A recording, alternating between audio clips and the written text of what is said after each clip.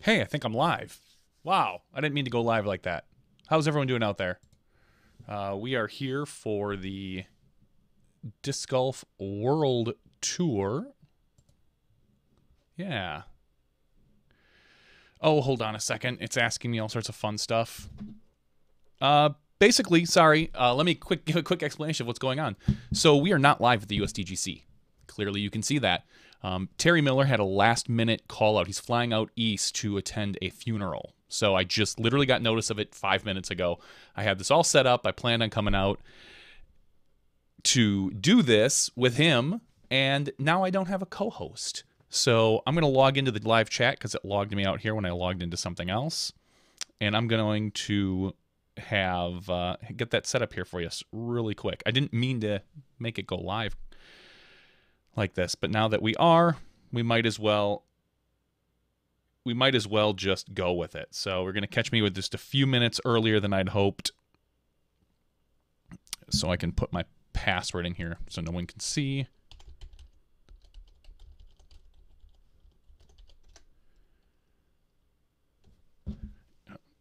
And now it's asking me for my Google Authenticator. Two-factor authentication ready. If you're going to get something out of this lesson, always give yourself two-factor authentication. No one can hack into your account then. Basically, it sends a second sort of email. Skip that for now. Sends a second sort of email to your phone, a text message so that people can log in. But we're not here to talk about tech. We are here to talk about disc golf. So looks like we've got the lead card just about to tee off. No, everyone knows what my password is, says UDisc. So that didn't change either. So this is the USDGC viewing party. And we are going to... Lots of fun stuff to do here. I usually do this beforehand. Okay, so now I think we're good. Excited to watch a spreadsheet refresh every 30 seconds, says Blacky Disco. Yeah. I don't have anything to say about that. I mean, I think everyone knows where we stand as far as live coverage. We'd prefer it. I even put something out on Reddit and how I'd like to see the PDGA handle live coverage. And it just, I guess I'll get into it right now while I kind of set this up. Hold on a second here. So what I'm going to do, let me set this other shot up. Oh, here, I think I can do this. All right, there we go. See, I had a little box set up here for a co-host, and we got nothing. We got nothing. It's gonna be a lot of drying of the disc today. We're gonna try to get, no offense to Avery, but we're gonna try to get him as quiet as possible because this is my show. And I like to hear him, but all right. So let's see if I do this, and I go here. So you guys should be hearing.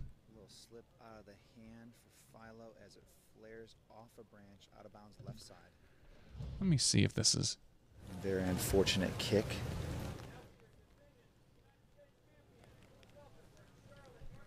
Can you guys hear the video that's coming through? Probably just barely. Germ with assistance of his caddy, Brian Schweberger.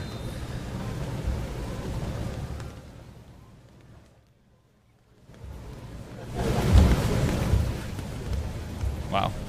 It's funny because either I get it like really hecka loud or I get it kind of quiet. So what we're doing is we're showing hole one here. This is Avery commentating hole one. You see Big Germ throwing. Forehand, riding the left side out of bounds and fading back right to the basket. We don't need Avery that loud. Sorry, buddy. Again, thanks for joining us. 2017 United States Disc Golf Championship. Facebook Live. Can I add some zoom to that Facebook Live feed? South Carolina. I can't. For the final event. I cannot add some and Tour live Championship to that, of the Disc Golf World Tour. So what the players are doing is they are throwing. If you see on the whole preview, sorry, I'm going to stumble through this for a few minutes. If you see on the whole preview to the right of me, you're going to see the Mando tree. And almost all the players now take the lefty route on the Mando tree, around the Mando tree. Basically what they do is they go this direction. And they try to come in and land either somewhere over here. If they go right up the gut, they land somewhere over here. I got John Madden Telestrator skills now, folks, so look out.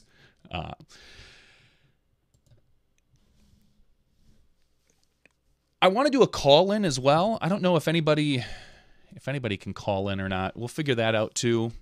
The weather's going to be kind of nasty and rainy, but it is going to be at USDGC. It is beautiful down here in my dungeon, our studio. It looks like we've got Philo setting up from hard to see where the basket is, but he's approaching, so it can't be too close. He probably tried to take the Anheuser route, didn't get back in bounds, and maybe took a penalty stroke there even, which is not very common, but he looked to be about 100 feet away. He just laid it up under the pin. All these players have umbrellas today. They're all going to get soaking wet.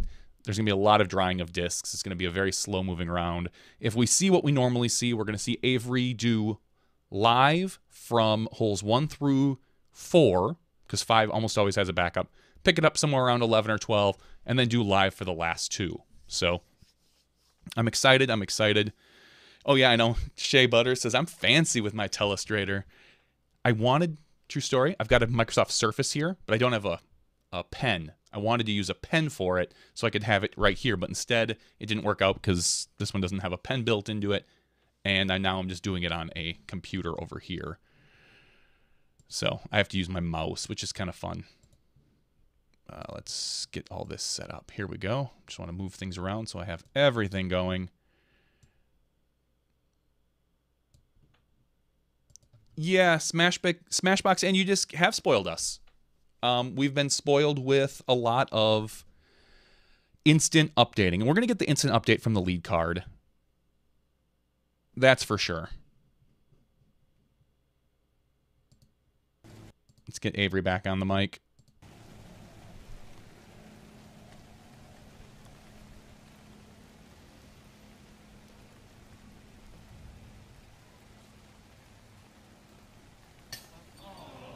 Looking to sit down. Hope it does. But I don't think it did. Ricky off the top band on that. Wow, right away, Ricky hole 1 is having problems. It rolled back. I'm not too concerned he's probably going to hit this comeback. You rarely see Ricky miss more than one putt in a row. But he's got to get into there, get his footing, that bush. This hole is more left than it has been in the past. I don't like the change. I liked the hole right down the middle when you had this nice iconic view, this shot that just, you walk up to hole 1 and it's majestic. It's a short hole. There's a lot of pressure. Ricky missed the comeback. Bogey on hole number 1. So Avery's calling a bogey already, but he's still got one more putt to put in before it's a bogey. If Sexton hits this, I'm assuming that's going to give him then a 5-stroke lead. Oh, you know what? And Nate Sexton with once a 3-stroke lead, about to extend to a 5-stroke lead. That's what I said, Avery. On the first hole. I'm going to get this video set up a little bit nicer because it's cutting some off because it's widescreen. So we're going to... all right. Let me... you guys are going to see some magic here as I add a new shot. This is some really exciting stuff right now.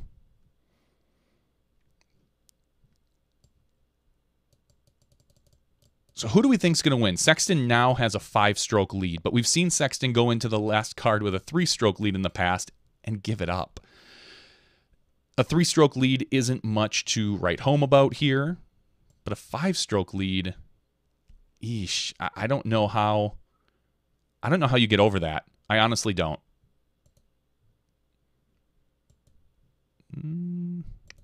That's the one I want. I want my audio and the computer audio. All right. Yeah, and if anyone wants to not watch me, I'm fine with that. I got a little ways to work in here. I was hoping, like I said, I had a little Terry Miller action. Maybe we'll call Will Schustrick or Dixon Jowers and get them in on the line.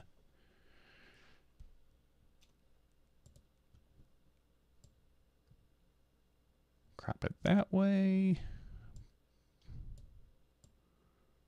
Crop the bottom and zoom it out a little bit.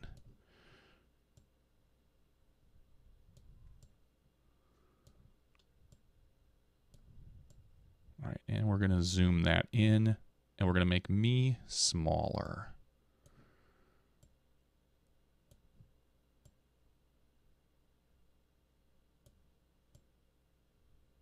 The World Tour is probably going to be mad at me because I'm stealing their video. But we don't care. All right, cool. There we go. So now, there we go. Now we have we've got the full video we can see. Sexton with a little better tee shot. This is hole 2. Make sure it was low with the forehand. Getting out there, center cut fairway.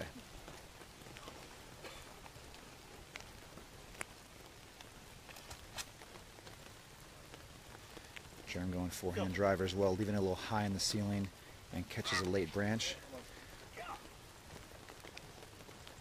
My pleasure, guys. Thanks for tuning in.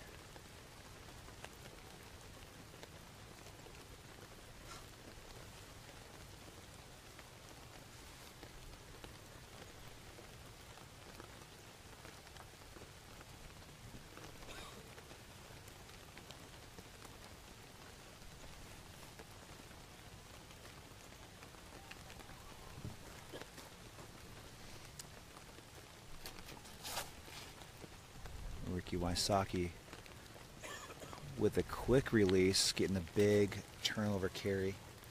Looked to go clean on the right side. Should open up a nice clean second shot approach.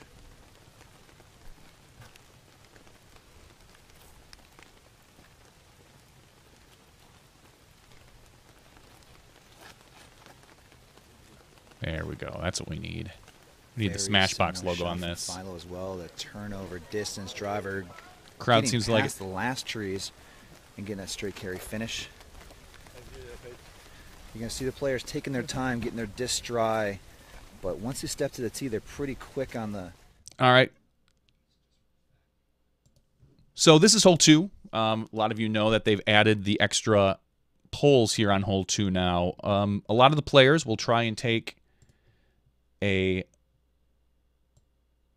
shot coming in this way.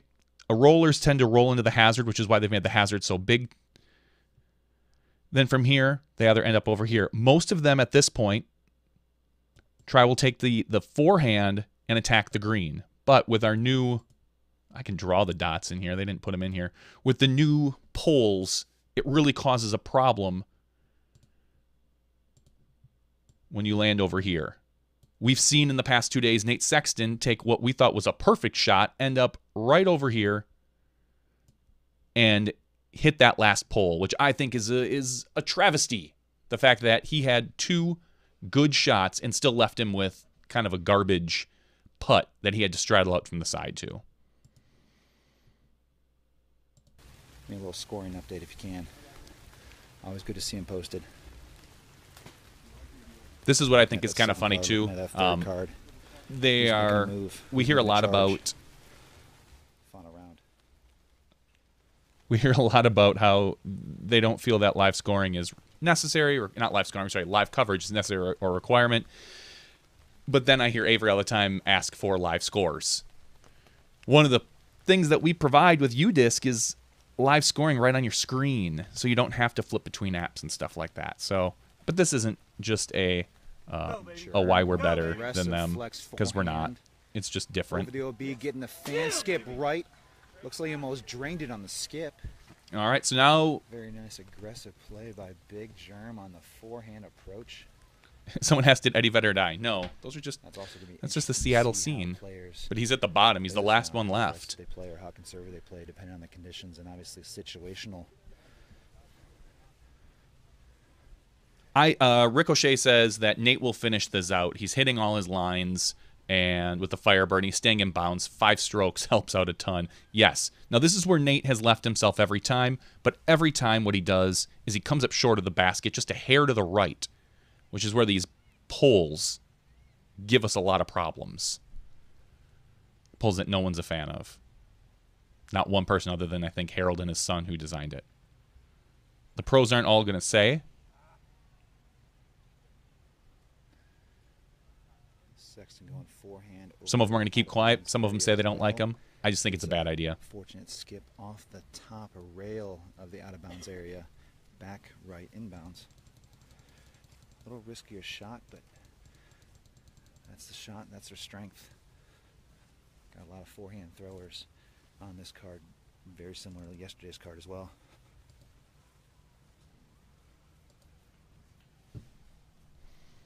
This course sets up a lot for forehand throwers or people who are lefty. You can see it in the lead card. Philo's the only one who, well, he has a forehand. He's not a along the fence line. primarily predominant forehand thrower. Placement puts him for the third shot in birdie putt.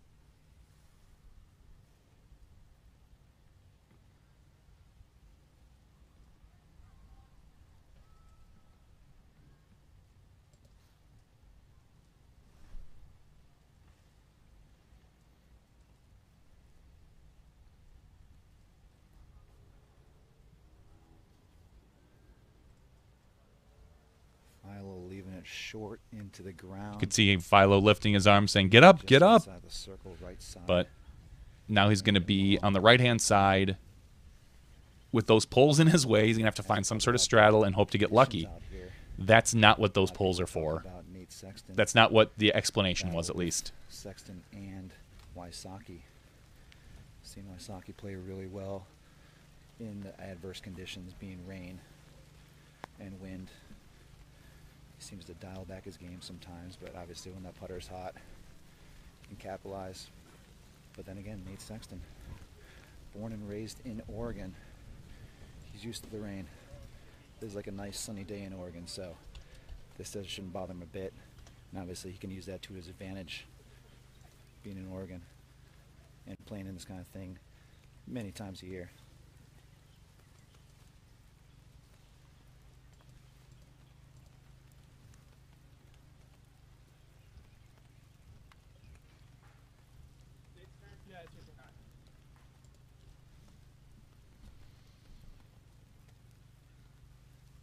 Were the polls the final stake in MJ's decision not to return to the event? I don't think they were the final stake. MJ has shown stress. See? Right there. Sexton just has to pitch up. He can try. He could have tried to throw a hyzer and hope to kind of cut through, but he could also hit them and roll to the right. So he chose just to lay up. Again, penalizing players that in a spot where I don't feel they should be penalized. It's tacky to me. Close for Philo. Attempt at birdie, just off low. About 50 feet for Philo, just off the front of the basket. Yeah, MJ never really liked this event. He hasn't liked it in a few years. I can understand.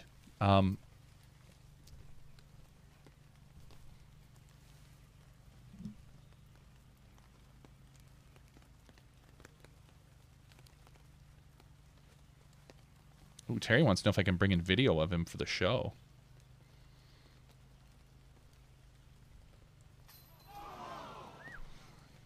Rick with a long attempt through the post, chain off left side.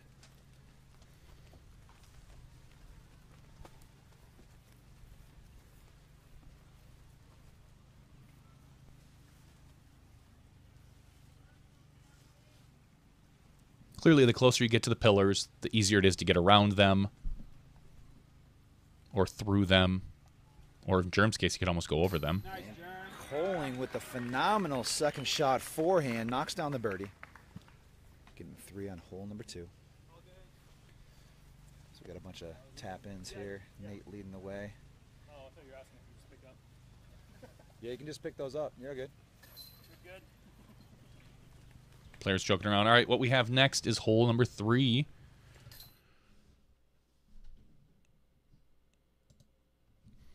Hole number 3 is very similar to how it's been for a lot of years. What we get is...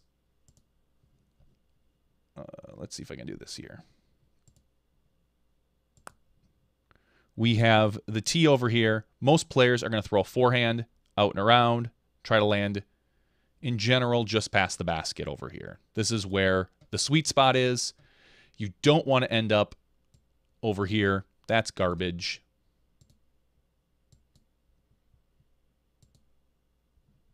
What you do see a lot of is players either not make it into the green and end up in the hazard with a putt, or they end up going deep over here. We're going to get, as we do every third hole at the USDGC, every time there's the third hole, we're going to hear the announcer talk about the rules of the game and that the spectator should listen to him, obey what he says, and all that other fun stuff. So we can sit and listen on that. Ricky, Philo, Coling. I'm assuming they have a pretty decent gallery today. Who do you want to see take this down today? Obviously, Sexton in a very good position right now, leading by 5 strokes. Pretty comfortable lead. And for a player being of his stature, I think he can capitalize with that and do quite well. We're going to see what the adjustments are by the other players. See how aggressive they want to play and the kind of the risks and chances they want to take on this course. That's really what it's going to come down to. Who wants to attack? Hey, Disc Golf Nerd, how's it going? Those moves. Welcome to the small viewing party that we're having. I'm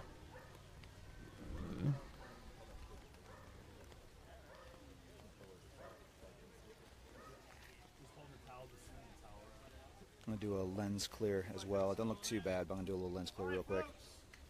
I'd like to welcome you all to the United States Disc Golf Championship. Thank you for joining us on this beautiful day. If you would please at this time, double check your cell phones. Make sure you have them on silent. We don't want anything to happen that may affect these players. If you happen to find yourself behind the basket as the player is putting at you, please stand as still as possible. These guys are professionals. They will ask you to move if they need you to move. Finally, I'll be giving you instructions. I'll be near my yellow leaderboard, wherever it is. And, is that better for audio? Please listen to our instructions. We're I think trying that's to better. give you the best view possible without affecting the players. Thank you all for coming to the USDGC. Yes, sir. There's your crowd control and scorekeeper here. Keeping everybody well managed and within the ropes. Might be a little too much. We'll bump it down a bit. Again, we wouldn't have it any other way, but some adverse conditions here on the final day. Okay, good. Championship Saturday, 2017 USDGC. Just trying to make some adjustments so that the computer audio, when I jack it up, isn't in my headphones and blowing me out, but that you guys get good audio. So I just had to make some side adjustments. So you're going to see, obviously, Germ throw forehand, Ricky throw forehand, Sexton throw forehand. You might even see Philo throw forehand. Good adjustment from Coling's tee shot yesterday, leaving it outside wide and fading back, almost hitting a hazard post and skipping back in bounds. There's a fun discussion about the giving it a actual hazard chance. posts on Disc Golf Course Review about whether they add a little bit of randomness in. Why are the posts there? Why isn't the OB rope closer to the ground? Harold chimed in and said he doesn't like the posts personally, but they don't have a better route so that the players can see where the OB line is. Sexton forehand hanging it outside wide left, bringing it back in late right at the pin. Yeah, Thick grass sticks on the backside of the green. We're not going to get a lot of skips today on this pretty heavy wet grass. I think you'd have to have a pretty hot disc to be doing that. We're seeing Ricky just get up and throw. There's no time. It's Raincoat Ricky. He's trying to put the pressure on Nate. No applause, no cheers. Ricky looks a little dejected.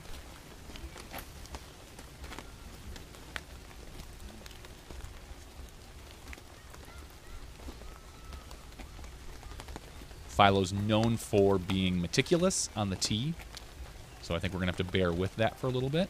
But he's getting a little better. Philo going with the backhand, throws it straight.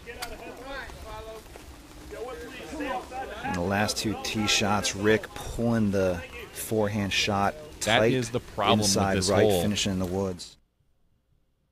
This right here, ending up right in this area right here. Now, a lot of times you can pitch out and maybe get yourself a 3, but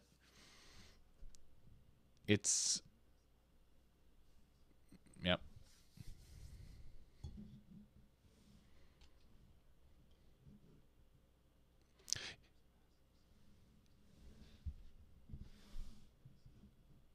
lot of bogeys came from that right side. It's really bunker, weird if you will. talking over Avery. I'll let these players proceed down the fairway. Terry says he's about 20 minutes out. He might try to dial in. in. We might see if we can bring him in. Really impressed with the size of the gallery today. Maybe we'll try to bring in a Skype call conditions. with Terry. Someone was asking about the wind. Not too much wind out here. Saw the flag on the top of the basket blowing a little bit, but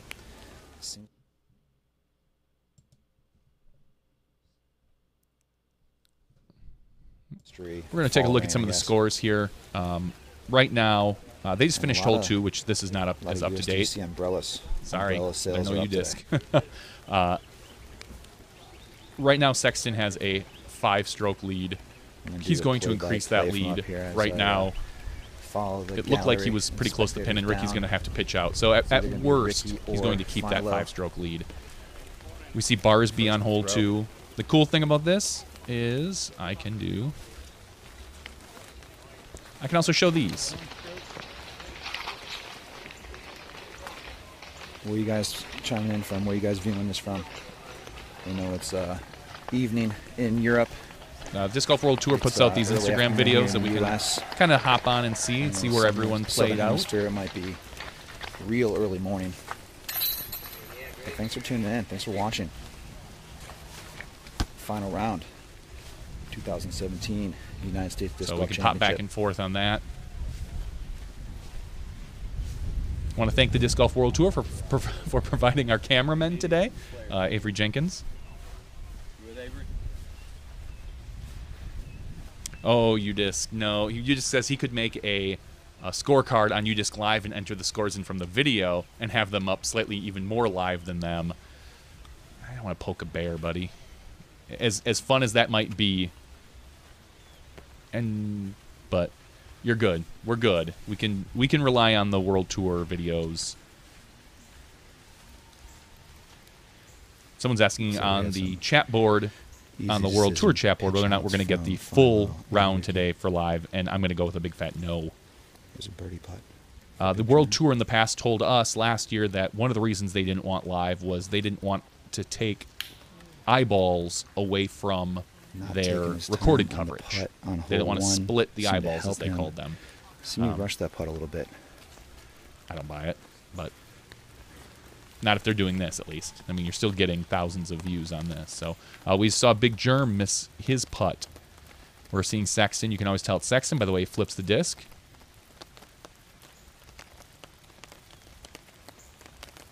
I can talk now because Avery can't. And Sexton up and in for birdie on hole number 3. At this point now, and extending his lead. He's going to have a 6-stroke lead. I'm going to go out and say that Sexton probably has this wrapped up, but if he loses, unfortunately, I think the word choke is going to come into effect. I hope he doesn't. I was said at the beginning of the week I was rooting for the two Nates. I was rooting for Sexton and Doss, but it's going to be real tough for anybody to catch them right now. Make sure that putter's dry. Patrick King says it's not over until 17 is played. That would be the case, but if Sexton has a... Oh my gosh, Germ doinking a putt. Looks like it was only about a 20-footer. Conditions taking effect. And if Sexton has even a 4-stroke lead on 17, I think he pitches up to that drop-in zone, or to the zone right up front, throws it safe, lays up, and puts it in. I don't see him going at it on 17. He's a smart player. Don't have that texture, that tackiness to provide that grip.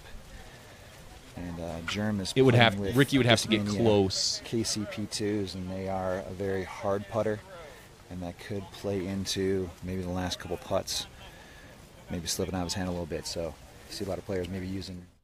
All right, now we're at hole 5 here. Hole 5 is a horseshoe-shaped hole. Sorry about that. They tee off over here, down here at the bottom. All the players want to pitch up to about, be able to throw it to about right here. And from there, chuck a forehand right into there.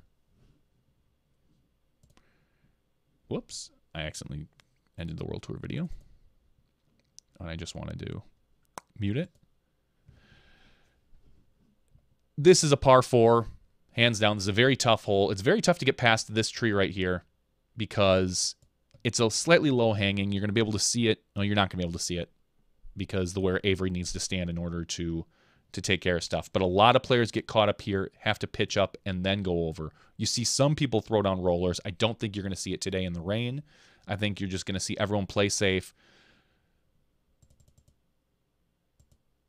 and end up just probably throwing out a little hyzer and then try a forehand in here to the basket. That's my prediction on what you're going to end up seeing on this hole.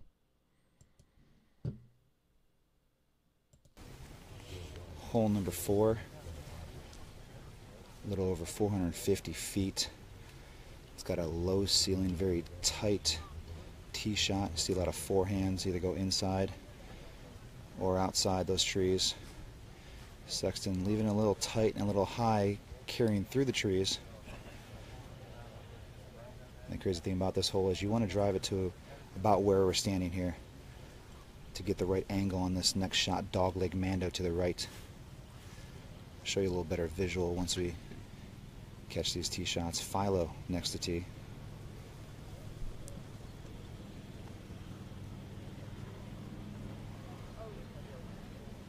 Learning from Sexton's shot and leaving it low, catching some early grass and skipping forward. You guys seeing any of this? Up next. I'm not. Line up beforehand.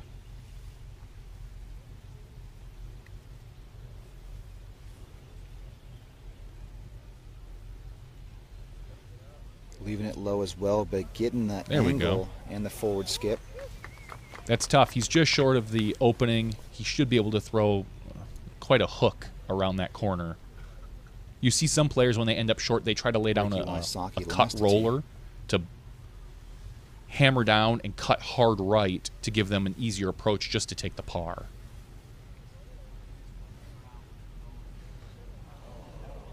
Going a roller, catching high ceiling and knocking them down short. He only progressed about 80 to 100 feet off the tee. That's the one thing when you're back by 6 strokes, you wonder how aggressive you're going to play to try to get that lead or get a couple strokes back on that lead. And Ricky displaying it there. How big is this for Sexton, do you guys think? This will be his first, his first major win. It's probably the second biggest event of the year behind Worlds. He already makes a killing on his Sexton Firebirds, so this is only going to help that. This is a huge confidence booster for him. He deserves it. I think he's been that solid guy. Actually, a 7-throw lead over Ricky Wysocki. I know there are some people who kind of like to see him as like the Phil Mickelson, you know, that guy that's always second or third and always chasing the tiger. 19 and 18 but respectively. Nate and also Paul Macbeth at 18 as well. I think having him win one, I think it's good for the sport. He's a very stand-up guy, solid player. Second shot. Just, you know, say salt of the earth, I think the term is. Disc Golf Nerd says no Terry. Actually, he might Skype in. We found out that really a friend of ours, right now. It's more of their mother passed away this past weekend. Very close friend. And so Terry's flying out to the East Coast at the last minute, I believe, to attend a funeral. Just enough to remind so he's at the airport right now. He says he'll be checked in about 20 minutes. At that point, then he'll text me and we'll get it figured out. We might be able to get him to Skype in. You just asks, are they entering scores live? I don't know. Harold says that they were going to have lead card live scoring for the first 3 groups.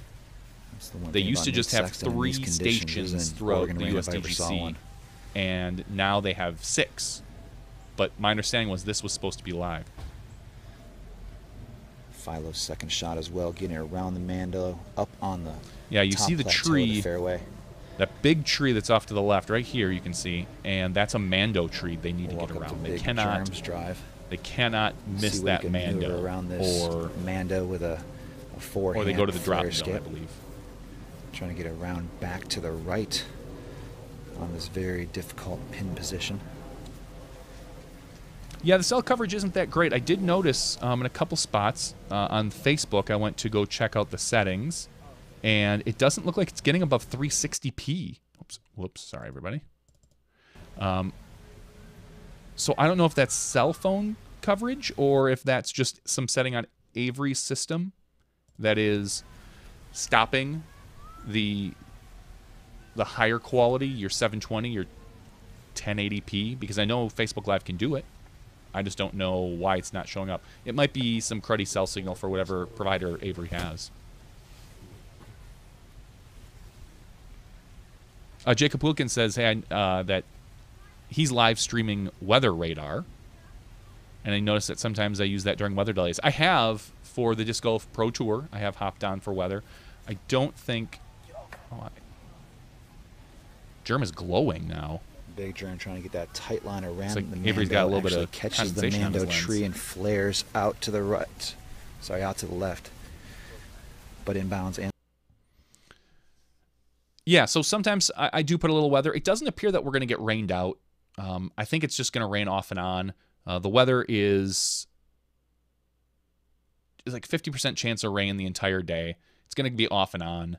No thunderstorms, thankfully, from my understanding. And we're going to see... Everybody kind of thought that Sexton was going to choke and Ricky was going to run away with it. Raincoat Ricky. But so far in the first 4 holes, we've seen Sexton pick up 3 strokes. Is that right? What do they got here? They have they finally got hole 2, so we're still waiting on hole 3 scores.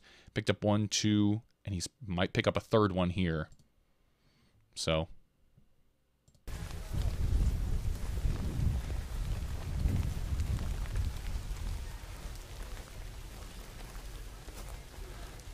Jacob Williams, I know I'm talking to a meteorologist. I understand. See the basket through the pines. You have way more knowledge about the science stuff than I did. I can barely tell you what a cumulonimbus cloud is. Cumulus nimbus? The Nimbus 2000 for Harry Potter?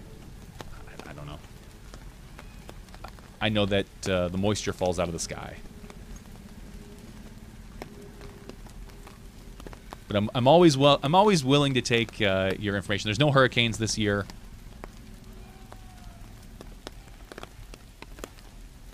Martin Schultz says, thanks to me for taking the time to do that, to do this live stream, better than waiting for tomorrow. Nice touch forehand by Philo. And that to take my Saturday. To be honest, it's kind of rainy outside about 3 here. feet from the basket. And my wife's gone. And if there's time later, I'm going to start putting in a new railing on my front porch. So I got my little hammer drill I bought a couple weeks ago, so I can drill into the new concrete and put up a nice little hand railing. Some curb appeal for the house. Now Sexton has... I'm kind of surprised Sexton's taking a backhand here, to be honest with you. I would have thought this would be just a little pitch forehand. Nate playing his game, not trying to force anything during this round. It's going to be an easy up and down for Carr. But I couldn't quite see the angle of where he was at, if he had a straight line at the basket or if he was just, playing to that. At this point, every player, they're thinking about 2 things. Nice. Do they want to win or do they want to finish well? Because if you want to win, you need to press. But on this course, if you press, that's when you can rack up big numbers. And the payout here is very good. The winner's taking home $12,000. I think second place, thought I heard it was like $6,000 or $7,000. So it's a huge payout. For par. I think that Innova saw what DD did and for Worlds last year, and they felt they maybe needed to step up. Sexton for the easy par. Tapping out pars here on hole number 4. This is not a hole most people press or birdie. Searle being intense today, there'll be no I don't have the photos. I don't have the UDisc stats, but a league lot of players. This is just. We miss you guys. Hope one to of see you those ones guys next year. Hope you're all doing well. We're through 4 holes. Final round lead card here at the 2017 USDGC. As we proceed to hole You can hear some cheering 5. in the background. Sounds like. I said it before and I'll say it again. It is the best hole number 5 in all of disc golf. If you can think of a better one, please tell me. A better hole number 5. I don't think that's think of possible. your home course than a hole 5. You have a better hole 5? Beautiful shot over Doubt the it. corner This is of a the pretty lake. great one. Down the fairway. Over 1,080 feet par 5. And the basket placement and position on this hole doesn't get any more visually aesthetic. Along the edge of the lake. Huge green area, and just the shots you're able to throw or even able to witness on this hole. Doesn't get any better than this. All right, what we have is we're going to be looking at hole 5 now. Hole 5 is, like Avery said, 1,118 feet. Oh, actually, I believe they're playing to the A position today. So it's going to be 1,083 feet. All the players, as customary, I'll tee from the same spot. Here's the tee box. The tee box used to be back in the day when I played over at USDGC, trying to qualify. I didn't get in. The tee box used to be over here somewhere, or maybe even up here a little bit. But now everyone plays from here. Everyone throws to about here just to get safe. If you're lucky, you get a little further up if you really want to try to flex one. From there, you play to this spot. And if they're playing the A, then they attack the pin this way. Way better for a lefty who's got all this bailout zone or a forehand. A righty at this point throws a straight shot, turnover, tries to end up somewhere over here as well, but they have to contend with the tree a little bit more. They have to worry about pulling it right. This Mando is new as of last year. I think it's silly. I don't like it. It's one of those changes that I think is kind of pointless. If you want to go ahead and play around this bush, I think you should be allowed to. There's nothing. I'm only a fan of Mandos usually for safety reasons. On a course, I think if you have a course with a lot of Mandos, it's not a very good course. Don't get me wrong. I think the USDGC is a very good course, but I just don't like this Mando. If players want to play safe and go around, let them do that. Let them make that risk-reward choice on their own rather than forcing them to the risk. It's my personal opinion on the whole.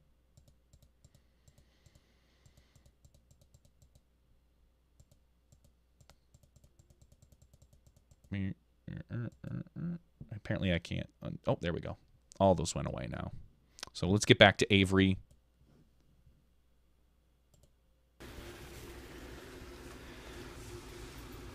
See you later, DGN. Have a good day. You're taking off.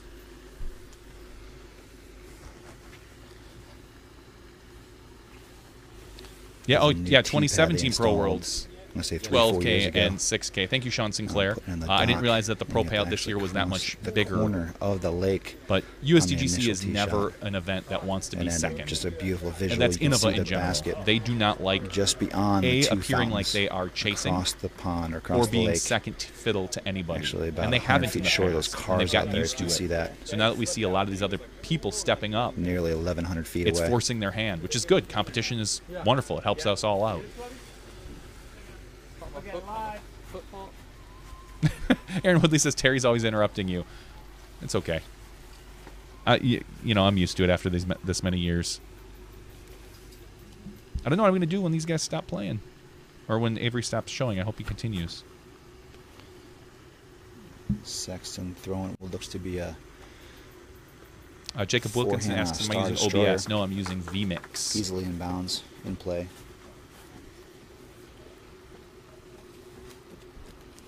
Turned off the replay feature, so I can't show an instant replay.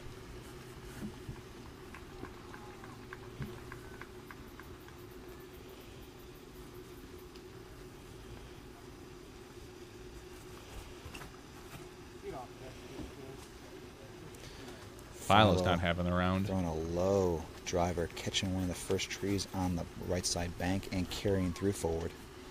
It does get to the short grass.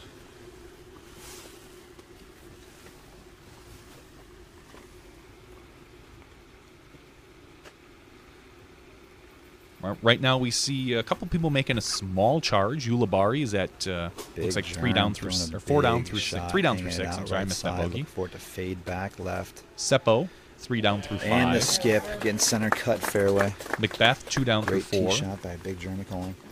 Felberg has birdied almost every other hole up until hole 9 there, where he took a par. So he's 4 down through 9. Ricky Wysocki also unleashing on a big distance drive. Getting the distance, getting the carry. Longest drive Ricky off pushing. the tee, lead card. Absolutely, Chuck Norris could reach the green in 1. I'll tell you right now, also Zeppi could reach the green in a hole 1, probably with a big beat AVR. It's only 1,100 feet, boy.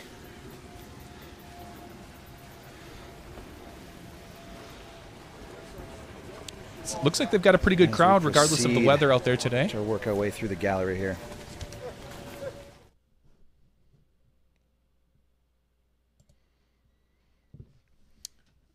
Let me message Terry here real quick. Let him know that when he's ready, he can Skype in.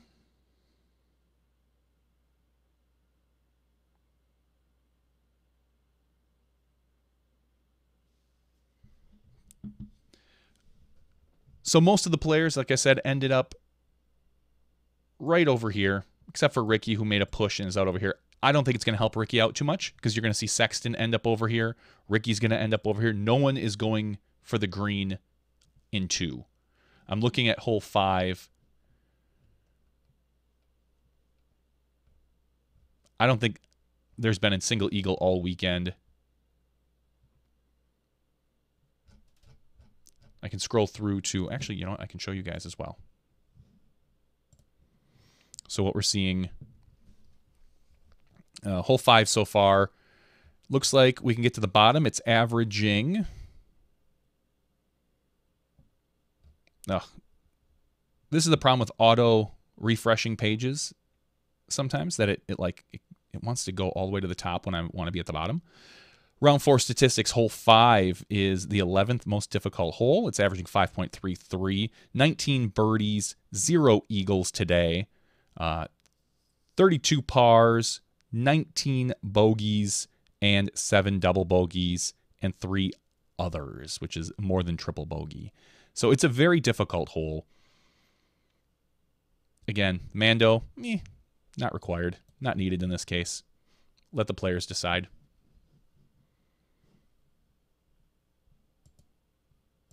Maybe let's take a look at some Twitter from Ultaworld. If you want to follow this online, as well as the same thing I do, Ultaworld is very good to follow. Innova, Disc Golf World Tour, all of them have great. Like we can. Oh, see, this is the problem. Everyone's following the same. Everyone here is following the same card. I'd love to see Avery either follow the second card or have the Instagrams, because on their live scoring, all the Instagram shots that they have on their holes,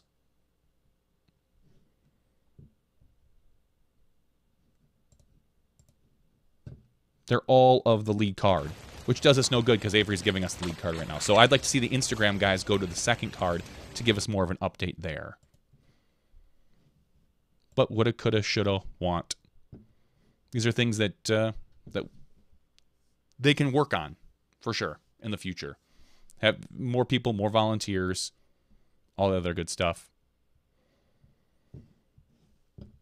Let's go back to the chat. Let's see what people are saying. Hole 5 guy at Dretska. Hole 5 guy is the best hole 5 guy I know. Might not be the best hole.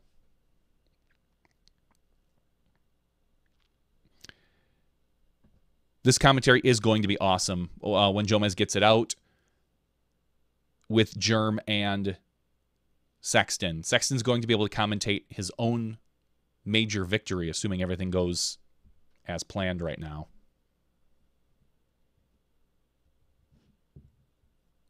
Udis asks, how many OB strokes in that hole? That's a great question that we can't answer. With Udisc, I could have answered that question. Oh, is that what you were getting at, Udisc? Glad I got you there. Jacob Wilkinson says it's interesting that they're only filming one hole or one group. It is a little interesting.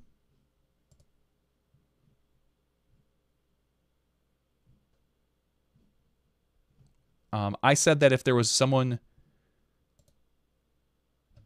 I need to refresh the page. If someone was close on the second card and was going to make a run at it, they would have thrown somebody on a second card. Or if somebody gets close, because they don't want to be the first group, the first people to ever miss out on a championship round.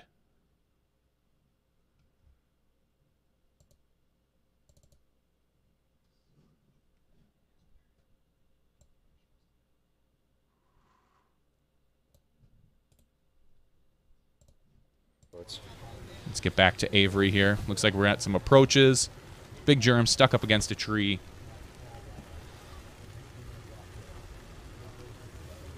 He's checking out his follow-through. He doesn't want to catch that Pretty good tree. visual from here. Hope you guys can see the basket.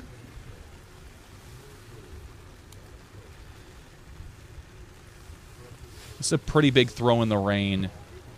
Germ clearly thinks he needs to go at it. I can't tell if it's about... actually, the card should be able to tell me. From that tree... Wow, it looks like it's about 460 to the pin from there. That would be a pretty big throw. Big Germ trying to go for it all. 466 feet to the basket from the tree. Avery's got the Hangs caddy it book. out left side. Never had a chance. Yeah, that's one of those plays where 460 Just feet didn't in the quite rain with a get it tree over. next to you. That's just him pushing. That's him. He should have thrown a forehand, laid up to the grass, pitched over, Philo not going to and force taken. anything. Out of position. Caught on the right side behind those bushes. Just going to lay up to the middle of the fairway. Yeah, Germ has a distance to carry that. I think conditions, footing, and didn't get that driver over enough to get the big carry. Westlawn says, just mute Avery and comment like listening to the radio. I would mute It's a Avery, total risk reward. except type for of that hole. he has a slightly better Would view than depend on I the do at position times, so of I'm your listening first for some of the and things that second he's shot saying as well. How much clearing or clearance you have to go for that third shot across the lake, especially with the addition of that Mando that's off to the right side corner of the lake, forces this third shot across the water.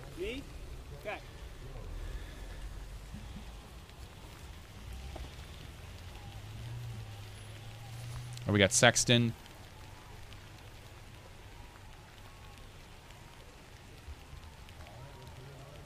Sexton looks to be a little closer, probably just under 400 Sexton feet. going Sexton dart layup to the edge of the water. Smart move. He doesn't want to give away any Again, big that'd be a strokes at this really point. Big shot, forehand or backhand for Sexton. He doesn't. I don't even think he cares if At he least puts this 400 next one foot close. plus. He wants to, but he's going to play it safe. I bet you he ends up at least opting 30, to take 20 any to 30 risk feet right to the now. right of the pin. With a substantial lead. Now, Jerem only got about 60 feet further on his drive, maybe 70, so he's still looking at a 400-foot drive to clear that water. He played it a little more right, a little bit safer. Germ doing what he didn't do on the first shot across the water and overturns the shot across the lake, but inbounds. Green flag. Jacob Wilkins is saying the rain should end relatively soon. That would be great. I hope so. As much fun as it is to watch these players struggle in the rain, we've seen a lot of that this year and a little bit last year. I would rather see them play this course at the top of their game.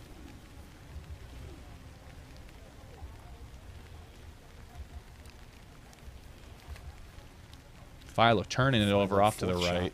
Playing it super Star safe. Strider. He's hoping for a little bit extra push to the left, Get a little fan skip, flared back left. but he's not happy Looks to be with it. circle's edge on the green.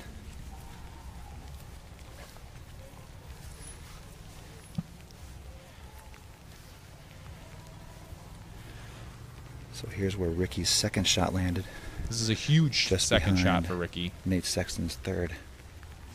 You know, Sexton laid up to right where Ricky's third was.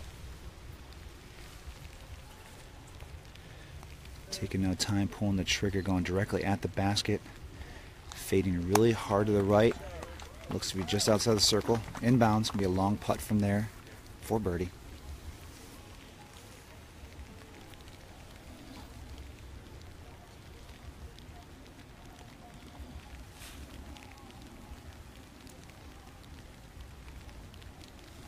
Sexton's going to take his time. He's not like Raincoat Ricky. He doesn't get up and throw.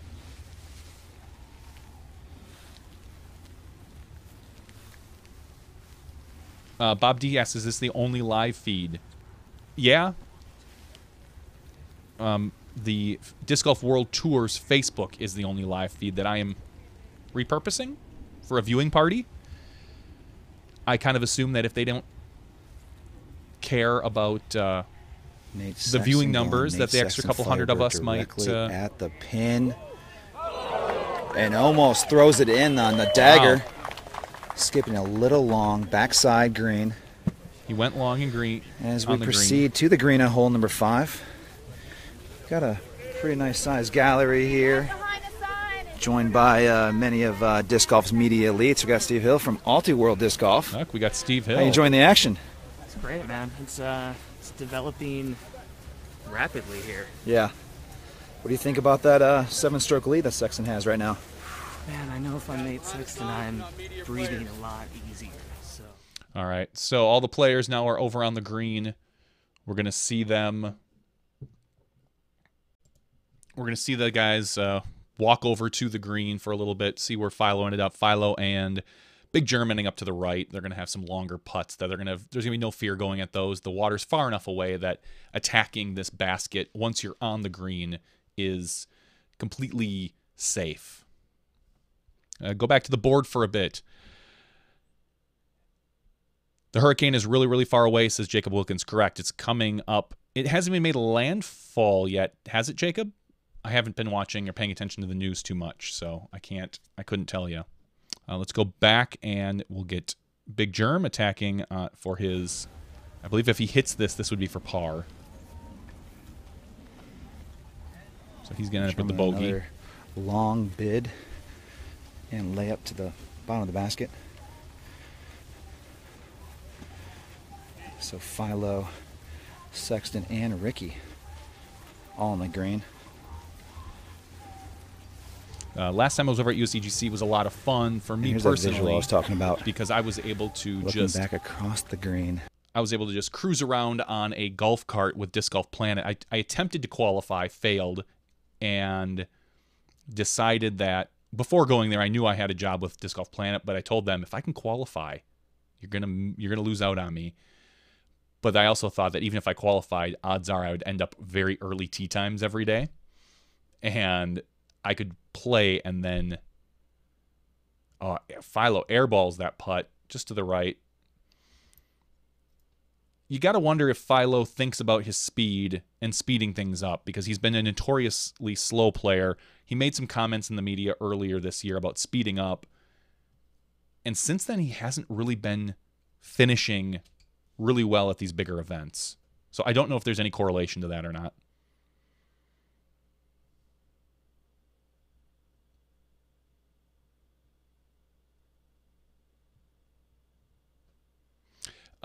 Jacob Wilkins says, per the NOAA, on the forecast track, the center of Nate, and he's not talking about Doss, and he's not talking about Sexton, it's Hurricane Nate, will approach the mouth of the Mississippi during the next several hours and will make landfall along the central U.S. Gulf Coast tonight. So this is rain probably due to the hurricane, but not nearly part of the hurricane.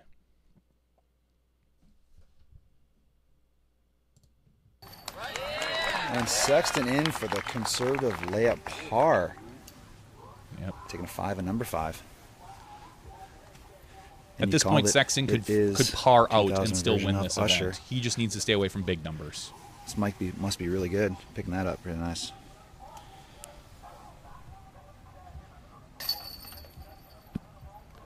Tim Court asks, is there any penalty for teeing off out of order on the tee like Ricky did round 2?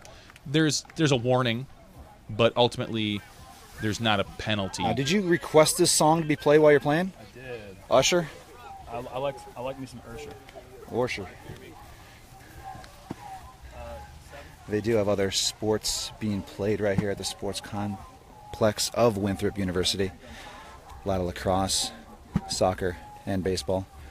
You'll notice on hole number 8 as we transcend throughout the course. All right, we're over on hole number 6 right now. What we've got the players. This is one of those gotta get birdie holes if you're gonna make a move. It's only 371 feet. It's one of the few on the course I actually birdied. This tree right here has grown up a little more. You used to be able to just take a big wide hyzer around everything and end up here. but it's a lot tougher now.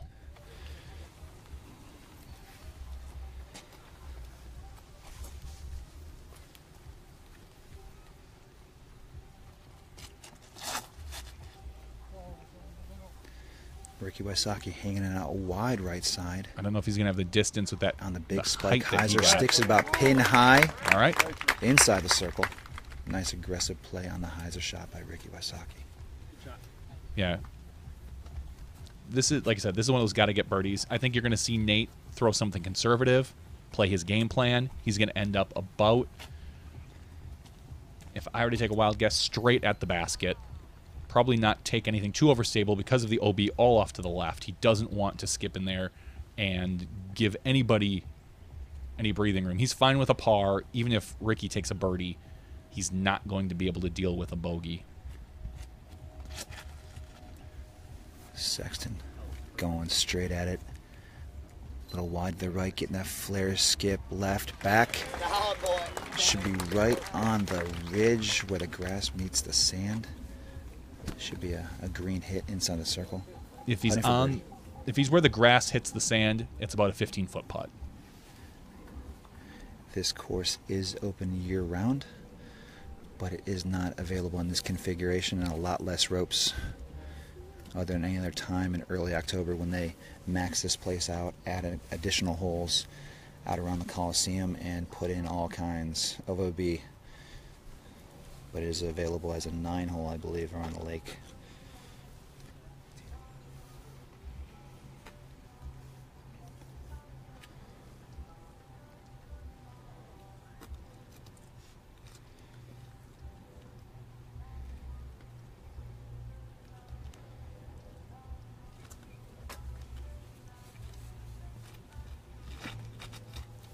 Excuse me, 18 holes around the lake, the Winthrop original layout. Philo begging for his disc. Philo with a Star Destroyer low and outside right, flare skipping back. Getting 2 or 3 or 4 skips back to the basket. Getting that many skips, is it really a flare skip? Flare skip to me is always a real big one. Good stop. Reset. Can you tell?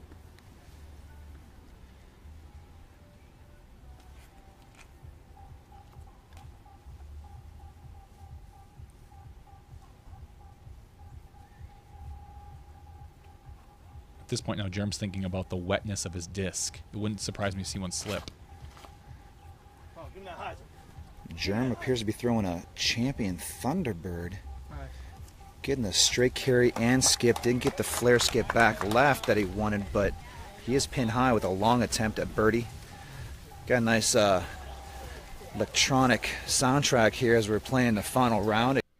Someone playing music back there. This is kind of the area where usually the PDGA tent was always put up.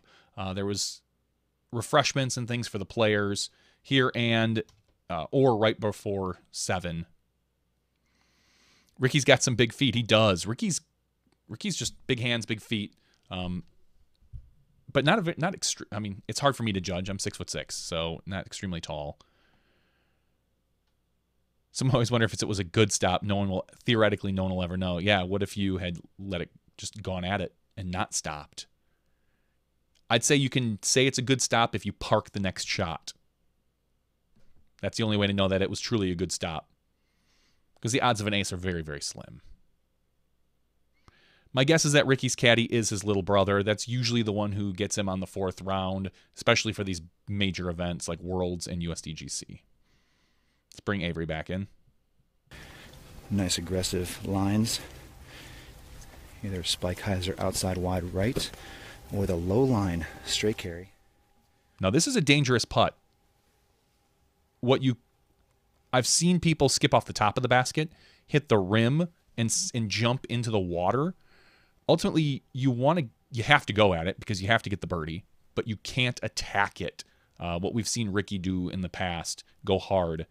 Ricky's not going to change his putt because he's Ricky and he's going to hit metal. But we've seen Jerm have problems. There we go, Jerm. Wow. Big putt by Big Jerm. He's been playing this hole really well. Some long putts throughout the week.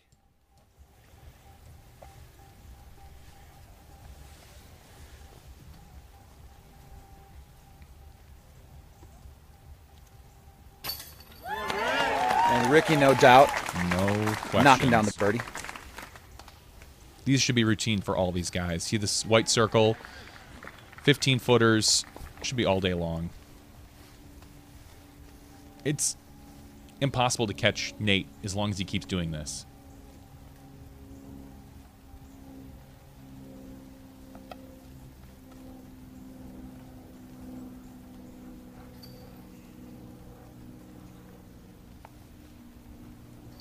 I could put up a timer for Philo now.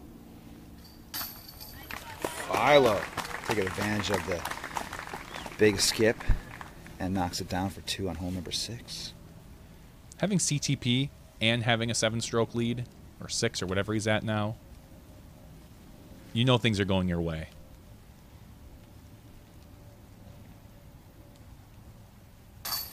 And no doubt about it, Sexton getting the beach on the tee shot, knocking down the birdie. Star frame for the lead card. Got 1.1 on the viewership. If you haven't done it already, please push that share button. Get this out there. Get it out to the disc golfers in your life, friends and families that want to see this live coverage sitting around on a Saturday morning. Hope you're enjoying it. Oh, looks like we might have Terry calling in. Hold on. Well, we got these spectators and fans. Terry, you're live on the air. Whoa, no way. Can you hear me? We can, and we can see you. Oh, that's scary. It is. It truly is. What's going on? Not too much. We're watching. Hold on a second. Once I need to get rid of. Excitement and passion of these spectators here. I need to get rid of the Avery audio here in the background, probably. And bring you up. There we go. Can you hear me fine now? Hey-o. Hey. Yeah, I can hear you. All right. So what we got is Let me we've got a few shots, and sounds like you got some kids there in the background. way off in the distance. So I am in Midway Airport in Chicago. Okay. And flying out is kind of a last-second ordeal.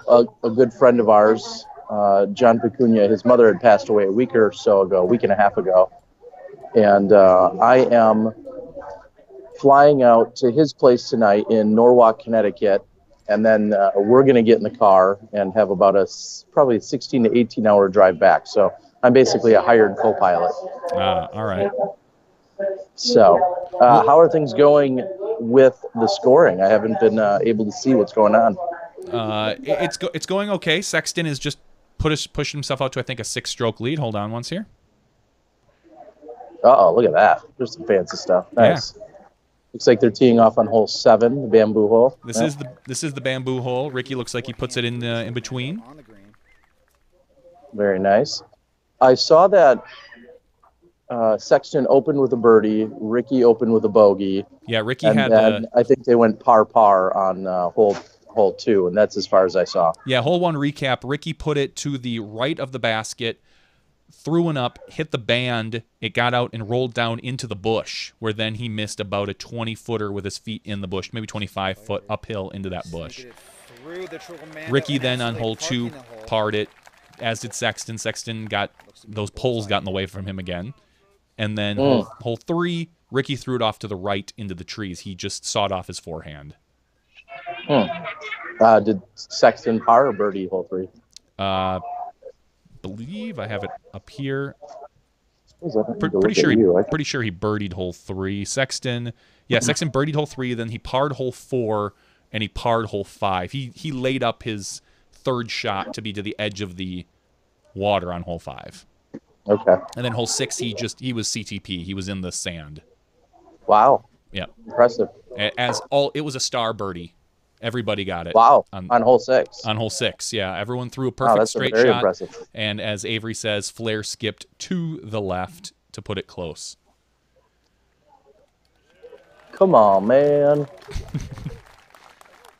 Looks like there's a little bit of rain out there on the course. Is it steady, or it doesn't look too bad, huh? No, it's not too bad. Jacob Wilkins says that we should be losing the rain fairly soon. That Okay. this is kind of stuff that looks like it's getting pushed from Hurricane. Go figure that Hurricane Nate is coming into town.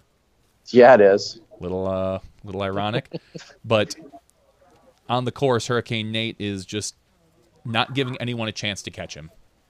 Okay. There's not a chance. This is all fine and dandy and cute and all, but how is my $100 bet looking with Paul McBeth remaining in the top 10?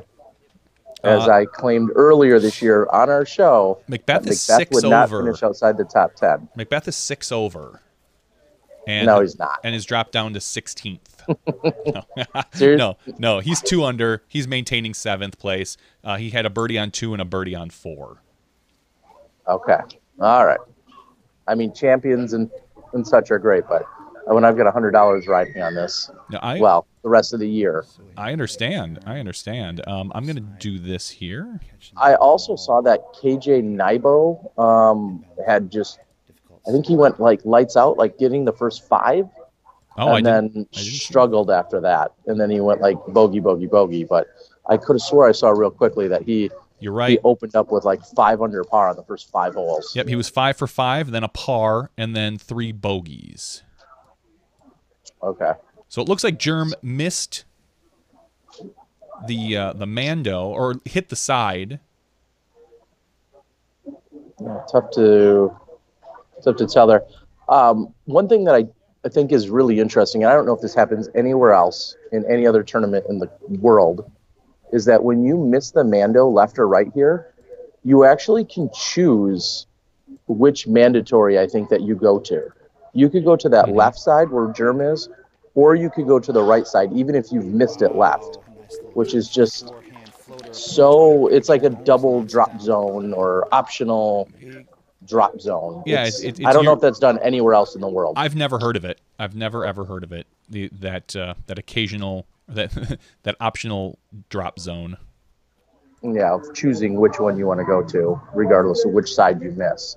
I mean, I like that there's an option so it doesn't penalize a righty versus a lefty any more than the other, but it's just very bizarre that you have an option.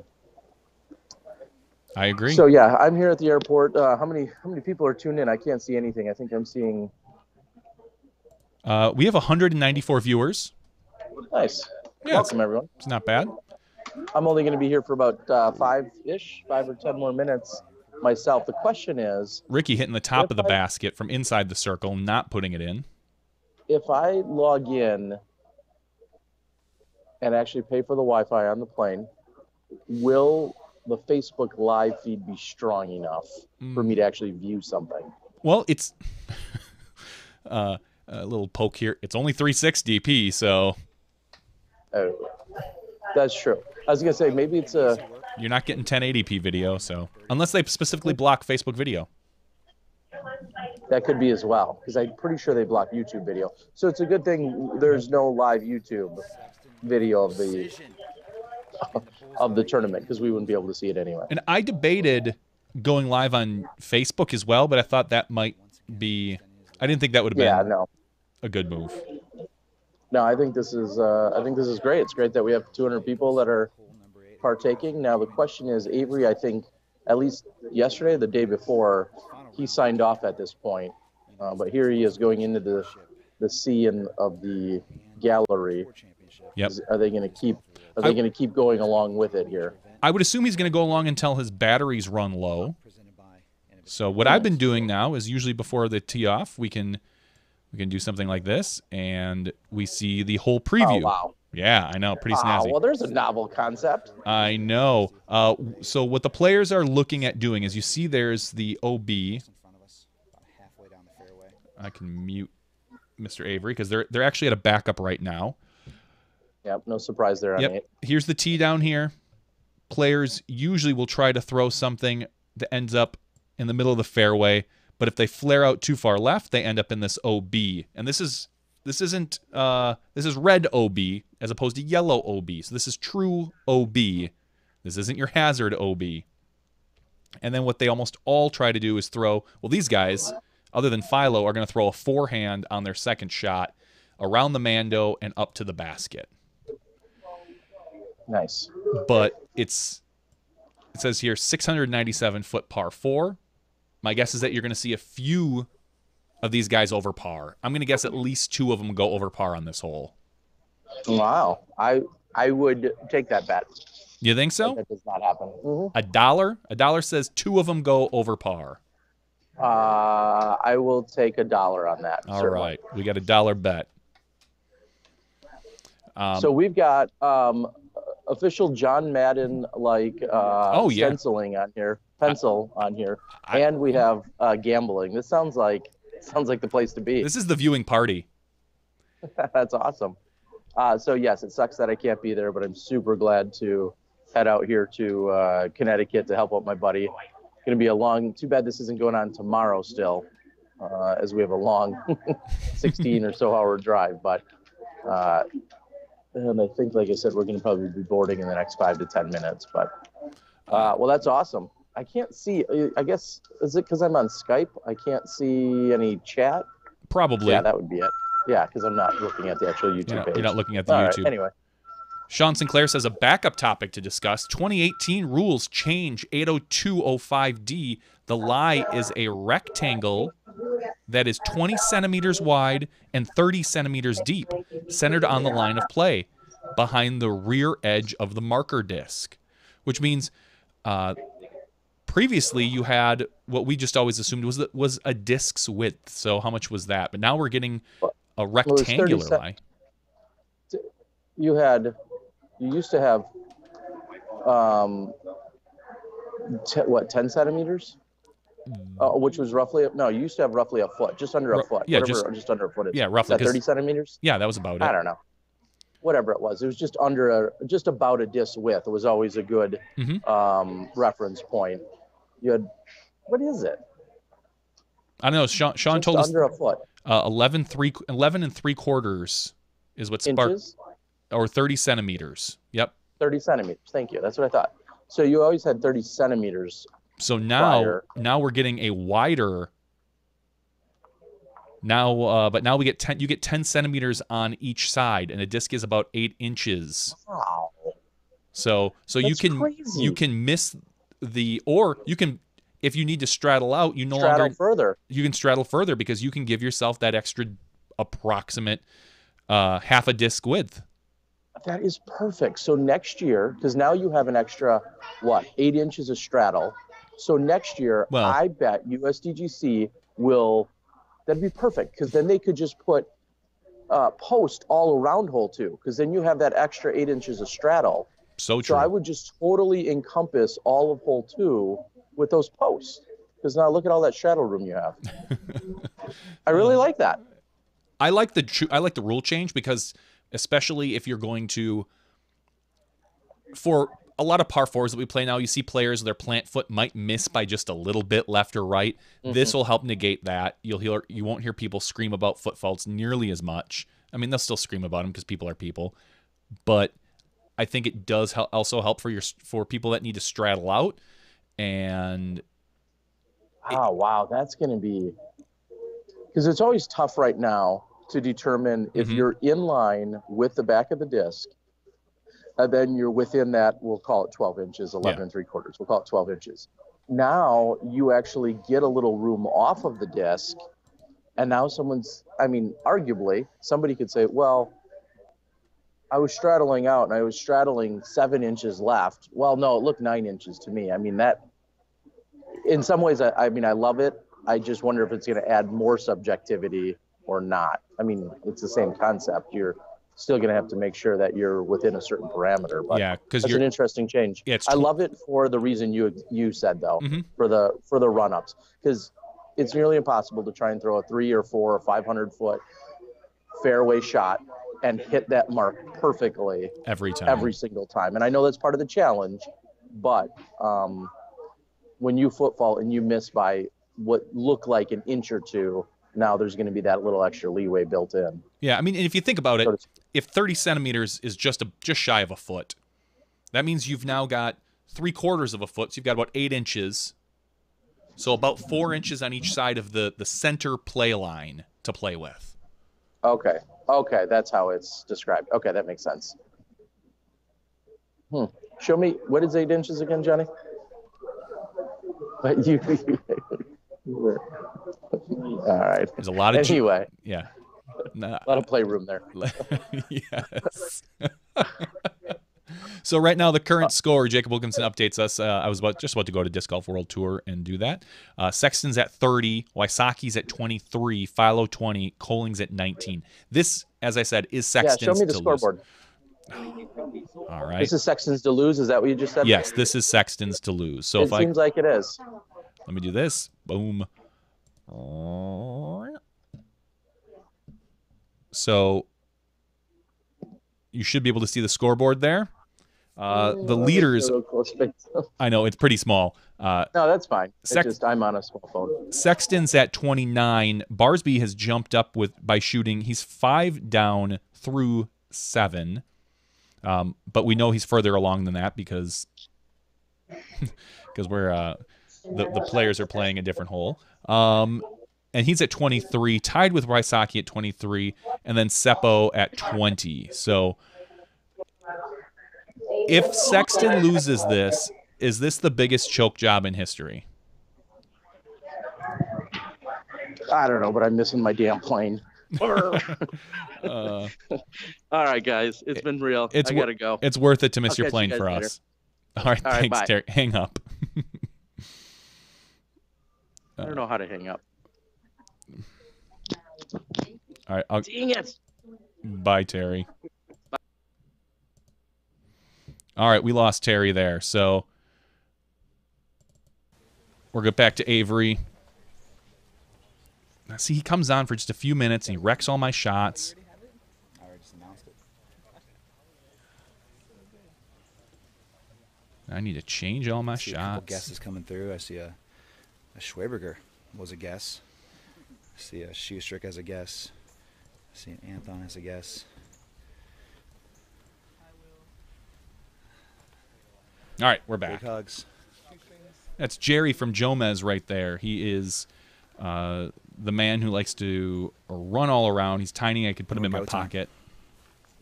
All right, we got Sexton up on the tee now.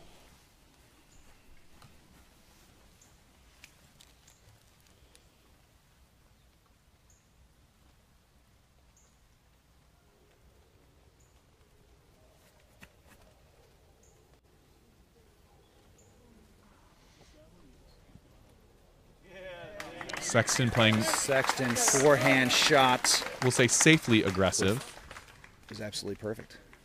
Hanging it out left side, getting the distance, getting the carry, finishing back right in the middle of the fairway. Very confident throw.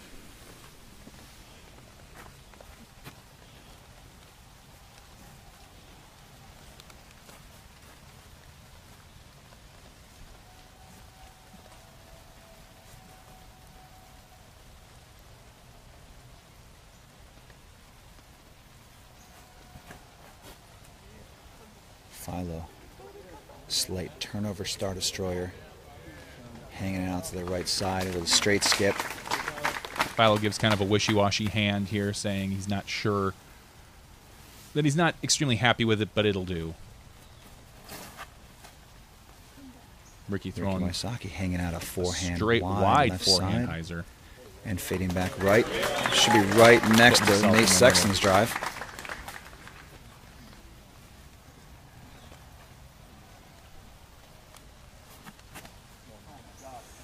Oh, that could flare off right to the BLB. Big germ, narrowly missing one of the first trees on the forehand turnover. Flexing back, looks to be real close to that out of bounds area on the left side near the fence. And we have the man himself, the 1984 Disc Golf World Champion and what past distance world Germ record holder. Is worried about being right Mr. around Sam here. Farron's joining us today. Hope you guys are enjoying this broadcast from a dry location.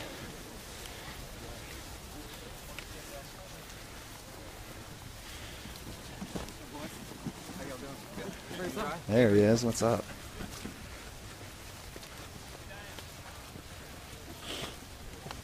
Jeremiah Mraz says, as long as Sexton doesn't blow it on the hay bale hole, I don't think it's possible.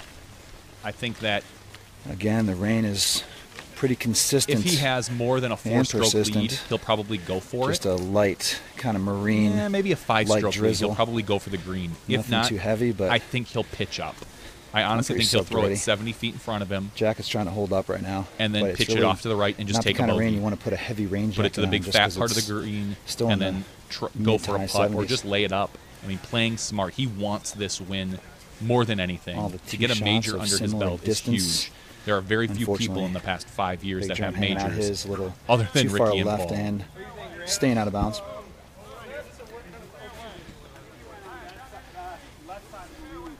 And of course, the man himself. Yeah, Sean Mabella, this was live. This is live. We have 207 How you guys viewers. doing? Hope you guys are enjoying the I broadcast. want to throw it out there. If you want to watch the World Tour coverage and not have me talk over Avery a lot, 2017 USDGC. Feel free to go to Disc Golf World Tour on Facebook, Discs. and Avery's got the live feed directly from him, so you can do that and just get that. They have a chat room just like us. On Team on lead card here. This is more for just kind of, I'm going to watch it anyway, and I figured I could be sitting upstairs watching it on my TV, or I could be sitting down here watching it and just jibber-jabbering.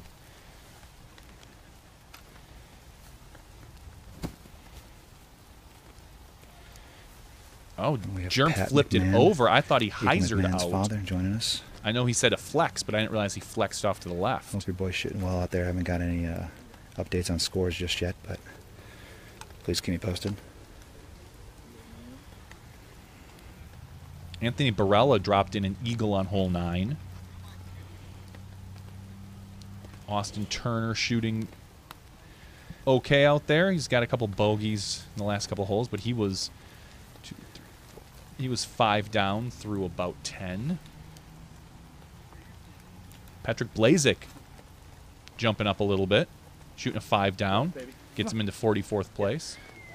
Germ, known for his forehand abilities, laces a shot, low and straight, getting the late skip back to the basket, looking to save par on hole number 8.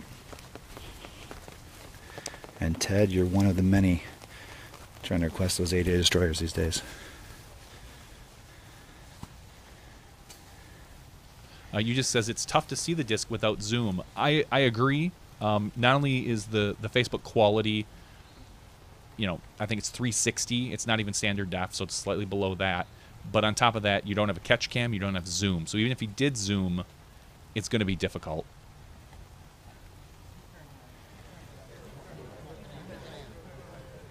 Big turnover, line drive, and riding the fence with the straight skip.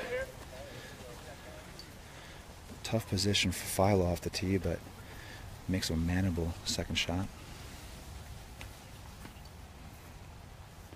Someone asked if that was a shameless plug from Avery. I don't blame him if it is. I had a few AJ Destroyers. I might have 1 or 2 left.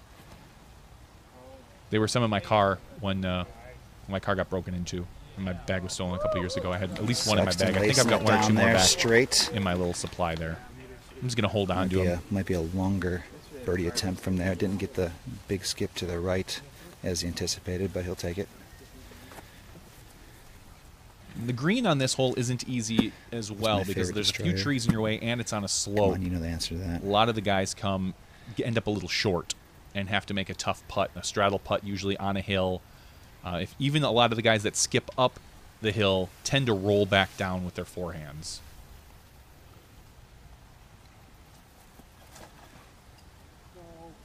Ricky looks like he cut it off a little bit. Ricky's threading it through the big guarding trees. I did see it skip high and right. Might be a long birdie attempt. Or at least look from there. Yeah, Ricky might be at the top of the hill. As we proceed down the fairway, you'll see some of these bigger trees. It's 2 or 3 of them lining the right side of the fairway and blocking the basket next to the green. Martin Schultz says they like the Madden chalk one. That's kind of really the tough shot about it is you really want to lace the forehand or turnover shot and get it to finish late, getting some of the bigger gaps between the trees.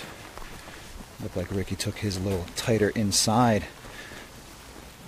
but did get the very fortunate carry and kick through on the hillside. UDisc says that YouTube Live seemed to be a better quality when Terry did it at Vibram for the FPO. Yeah, I think YouTube Live And he is a did. slightly better quality. Facebook, you have 0 options as far as your choice. It just automatically assumes. I think with YouTube, you can actually choose your resolution and try to force it that way. Yeah, I've watched Ricky play in the rain quite a few times, and he takes no time at all. He makes sure that disc is dry before he throws it, but he'll throw it to make sure that he don't have, you know, any chance of that disc getting wet before he throws it. So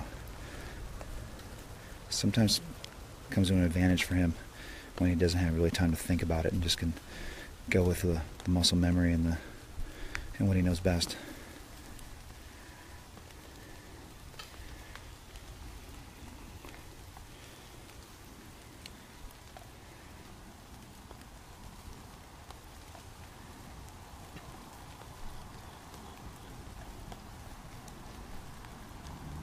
Looks like Philo stuck back in the trees on the left.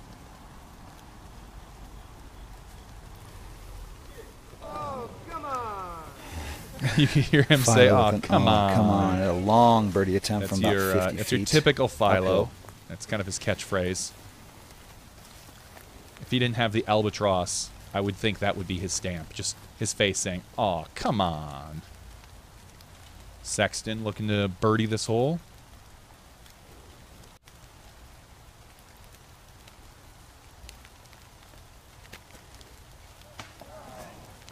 Sits up there for the drop-in par. Sexton with it outside the circle. I'm going to lose my bid. dollar bet to Terry because I think only... Coming up short, I hitting the cage. couldn't tell if Germ went OB, but I think he's the A little only more height one goes in. if he did. You got a buck off me, Terry.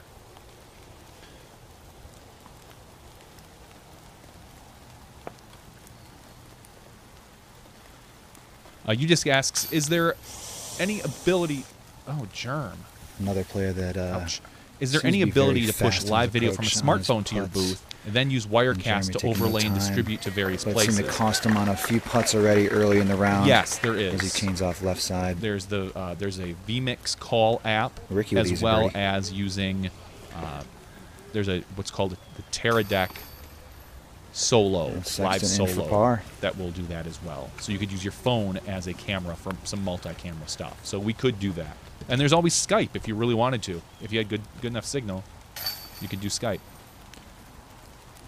I see a lot of Europeans joining the broadcast. Thanks for tuning in. What time is it? What time is it in Europe? Or the many parts and time zones of Europe? Terry, I think only one of them Hope it's went not too over late. par. Even if it is, it's Saturday night. Thanks for joining us. Please make your way across the fairway to the paved path on the far side. Please do not go up by the sunshade. Staff doing an excellent job of crowd control. All right, here, this is a hole Directing, with the the absolute gallery worst drop zone off in to the history. right. And if we're lucky, we're going to get to see it. We have, it's 500 feet. This has changed over the past few years. Sometimes they have the pin over here. Oops, let's get a color everyone can see. Sometimes they have the pin off to the right here between these two trees, but this year they put it to the left. This is one of those ones where you can get it. It's 500 feet, but if you can crush one out there, you can end up under the pin. The drop zone is, somewhere over here, but it's literally right behind the structure. The worst drop zone I've ever seen in my entire life. It is kind of ridiculous, if you ask me. I hope we get a chance to see it so everyone can see. A lot of people just throw a little forehand through.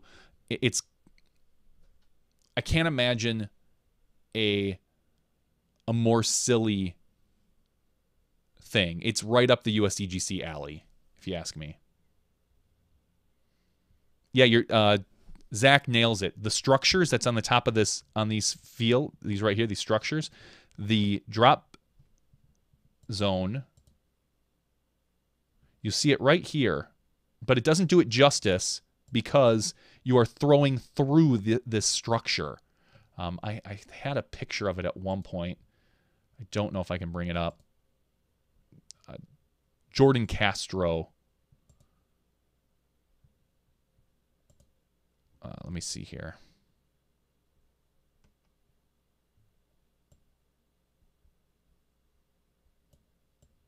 Jordan Castro had a picture of it, and I thought I'd saved it, but I guess not.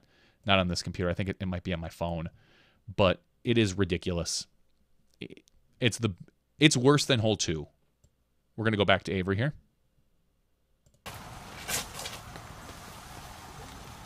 Ricky with a conservative I kind of hope play, we see going someone go forehand, just so overstable putter to the hillside. just so we can see someone have to throw through it.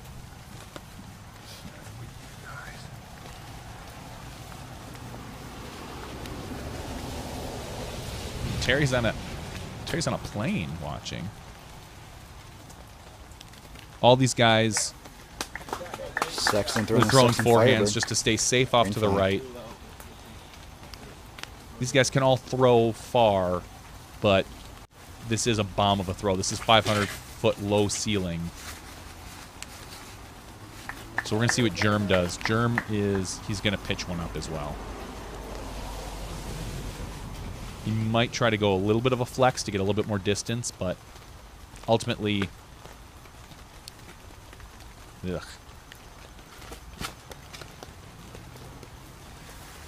Calling a little more aggressive forehand shot, trying to get the carry and the distance. No one going for the green on this hole today, especially on the lead card. Not surprising, no one going days for the past, green. you've seen a lot of aggressive play, but not this time. Barsby and Seppo tied with Ricky, minus 23. So, scoring update just in. We got Barsby Give and our own little scoring Seppo update. tied for second place with Ricky Wysocki. So there's some big movement on the chase card and third card. So Seppo actually moves into second, 6 strokes back at 24. Nate Sexton at 30. Well, we're guessing So because just as we Seppo has a expect, a lot of missing movement score. throughout the top 3 cards. If that's a bogey, then This he's final not tied for round. second. 2017 USDGC. Well, let's see how Macbeth handled hole 7.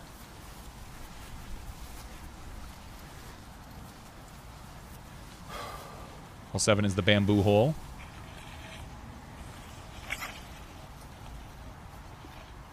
Throws it short, trying to push it. And then comes up short on the putt.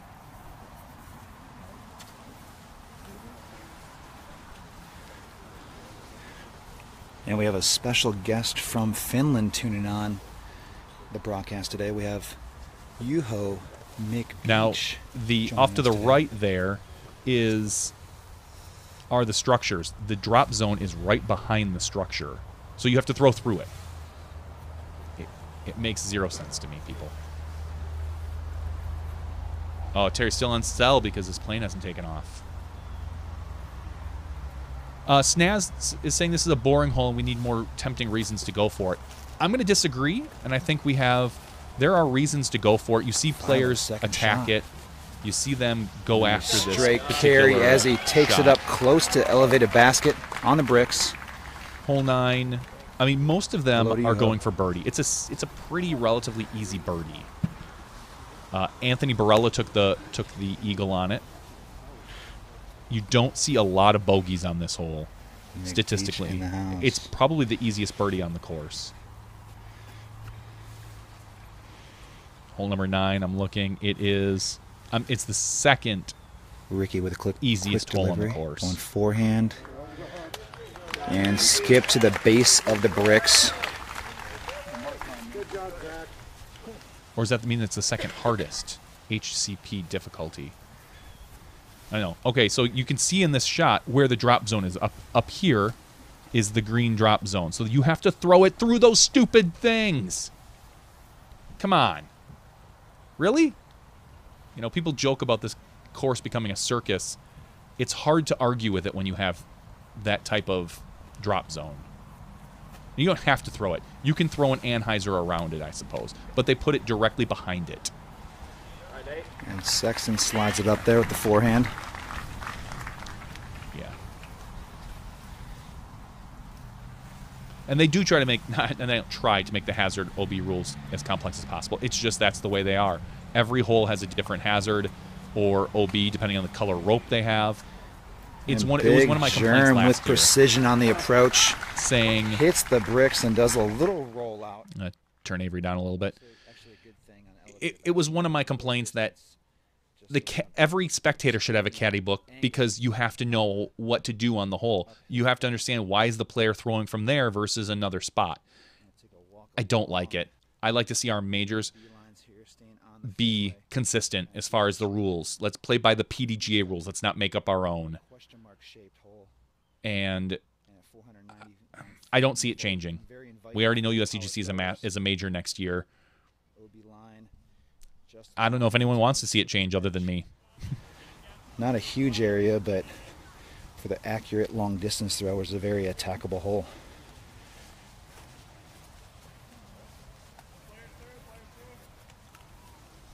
Yeah, we wanted to do this last year, but then the hurricane stopped us.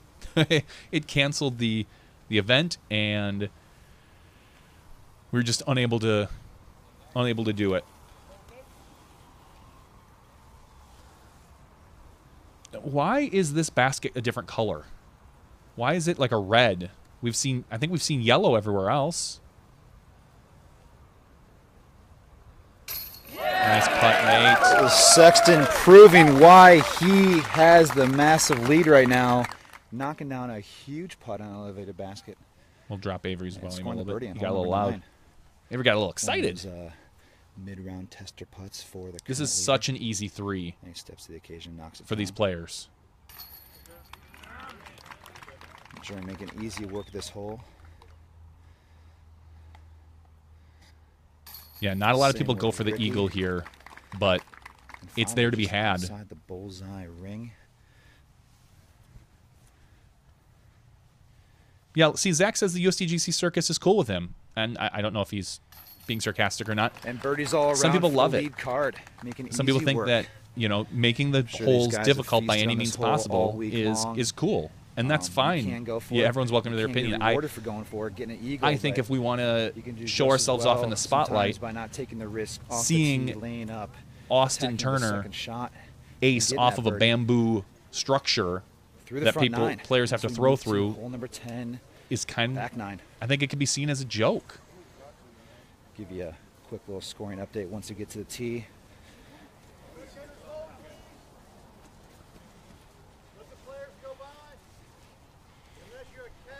All right, so we're on to hole 10, 554-foot par 4. This is another one where the players attack for an eagle. If you're seeing them... there's a little eye candy on the camera. You'll see the players attempt to run it from here straight through and land here. There's some hills that they need to get over, a little mound, but it's nothing too difficult. If you see people miss, it's usually because they come up a little short or they turn it over and end up over in this position. If you want to take the easy shot, they added a mando to this tree, so you have to throw a little hyzer through, and then you'll pitch up this direction. I don't want to be like one of those weathermen and accidentally draw like a penis on here, so we're going to try to keep it nice and straight. I think this is what you're going to see most of these players do. They're going to throw a mid-range, a stable mid-range, end up over here, and then pitch up. Ricky might make a run at it at 554 feet, but I doubt it. The 554 feet, I believe, is to go this way and then that way, because it says 474 right here. So it would be a 475-foot shot directly to the pin. I don't know. I can't imagine these guys going for it, especially not Sexton. I don't think he has the distance for that type of direct shot.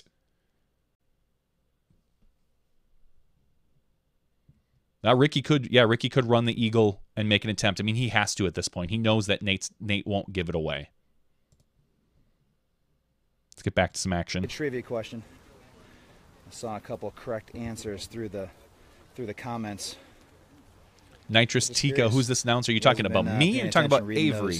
Avery Jenkins is on the USDGC one. I am just talking over him.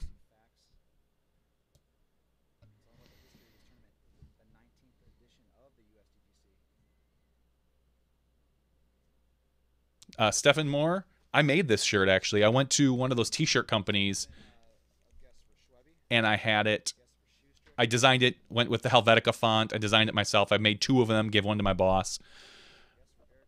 I mean, these were my my high school years and junior high years, the 90s.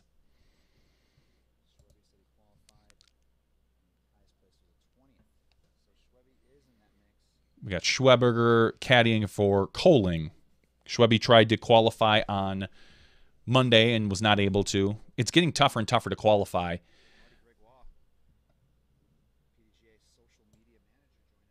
We're seeing people... We're seeing...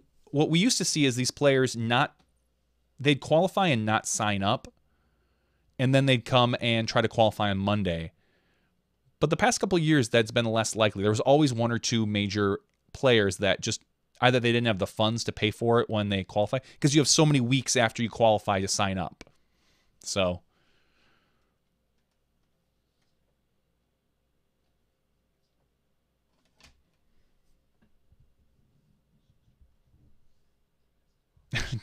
Terry, I'll bring up a picture of you and start drawing.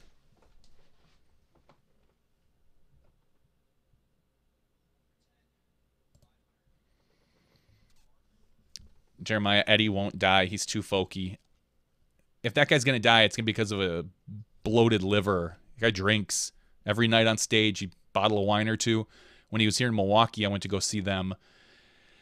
And there were stories that he went to the bar across the street from the Bradley Center, and after it closed, him and like 3 or 4 people just sat and drank all night long and hung out. So that dude's living rock star life.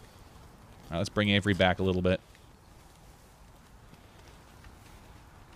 Paige did not qualify on Monday. She qualified at the USWDGC event. Or was it the Aussie Open she qualified at? It might have been the Aussie Open. Wysocki going for it off the tee. Getting the big distance carry. Waiting for the response from the spotter.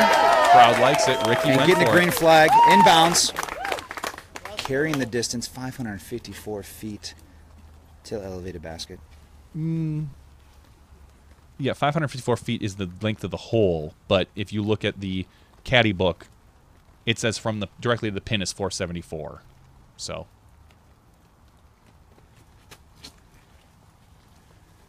Nate going with what he feels most comfortable with, a little forehand shot, just trying to get cut a little distance off of this.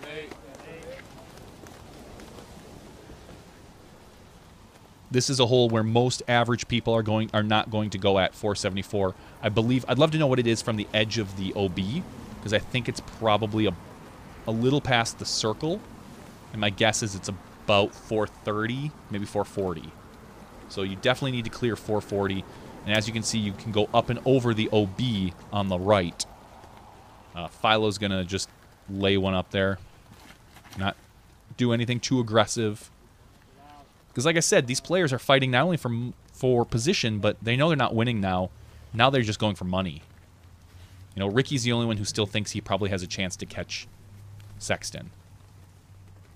And I don't think it can happen, but Ricky has to believe that. Someone asked us if Macbeth is moving. Does he have a chance? Macbeth is... He eagled hole 9. We'll show that once these guys are... Maybe when these guys are walking up the fairway, we'll show that.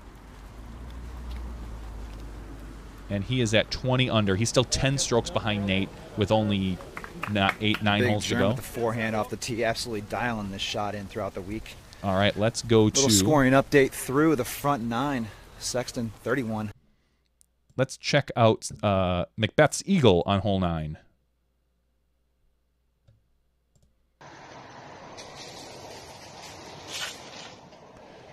I'm sorry. Yeah, hole 9. Not hole 10. So hole 9, he attacked it. Remember how we had said that the OB was off on the right, and the drop. This is the one with the really crappy drop zone. We're gonna see him putt. Oh, he parked it. No questions asked. Giving Inna some free plugs here. No short layups on this hole. I've seen years past a lot of players. These players trying to progress down the fairway a little more with these tee shots. And getting a shorter second shot. Yeah, what Avery says is sometimes these players will pitch just straight up and then try to clear it. But if you didn't, like as we saw, as Ricky went right at it, everyone else proceeded down the fairway. which this hole hasn't changed much since I was there in like 2008. I want to say it was 2008, 2009. And this is the route that everybody took, except for a few of the big arms like Dion and Nico at the time.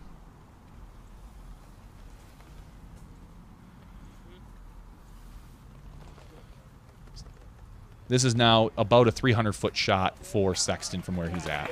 Sexton. Pretty routine now. He just Great needs to get himself up and down second for a pretty easy birdie. It's to the base of the bricks.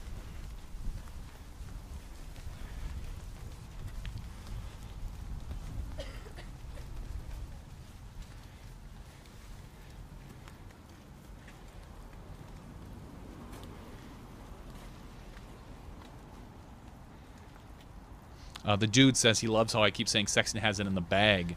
A little tough to Anything pick can up happen at the visual of circus. basket. It's actually There's only 2 holes that can kill Sexton right now. Banded basket. 11-11, hole 13, and hole 17. It's hard. It's difficult to lay up 11-11. You kind of still have to be a little aggressive. But hole 17, I don't think I have to worry about, because he will be the one that will just pitch it up 80 feet if he has less than a 4-stroke lead. If he has more than a 4-stroke lead, he might attack the green getting once the or skip, twice. getting the forward roll, getting the green flag. But this, again, this would be the biggest meltdown in PDGA history if Sexton loses this. Dedicated to the bigger than some of the throw other pink USDGC cause. ones, just by the way Sexton is playing. In honor of Breast Cancer Month. And you got Big Germ wearing the pink shirt and the pink socks. And in probably honor of that pink cause as underwear, well. knowing Germ.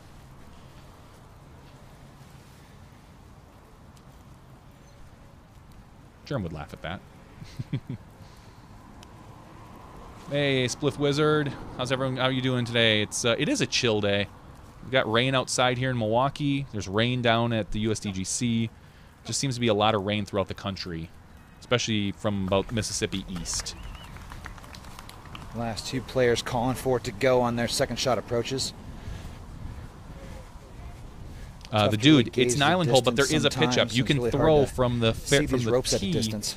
up to about, it's about 70 feet in front, and then throw about a 200-foot shot, Always difficult. maybe to even get a less than distance that, read on, off to the on right where flat there's ground. where the safe zone is bigger, especially and a then couple hundred feet pitch away up, when there's really or no give other yourself a landmarks or 40-foot trees shot, to gauge that. a 40-foot putt.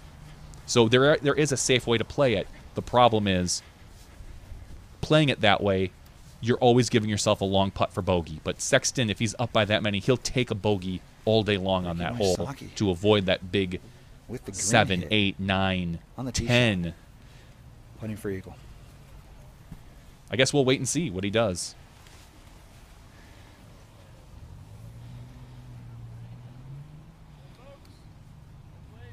Charles Cunningham says, why is Facebook Live the only live feed? They did not want to have a live stream from Smashbox or anyone else, even though Smashbox is kind of the only live disc golf game in town right now. Doink. This one's this is a pink basket, as Avery was saying. So this is Ricky's drive right here. He's putting for eagle.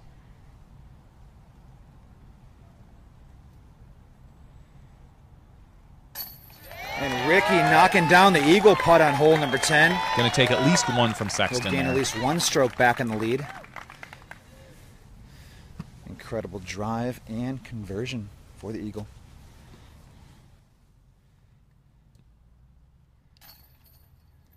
You notice Germ rarely looks at the basket on short putts. He steps up, just looks up and throws, almost like a Junebug. Drawing a blank on his name. His nickname is Junebug.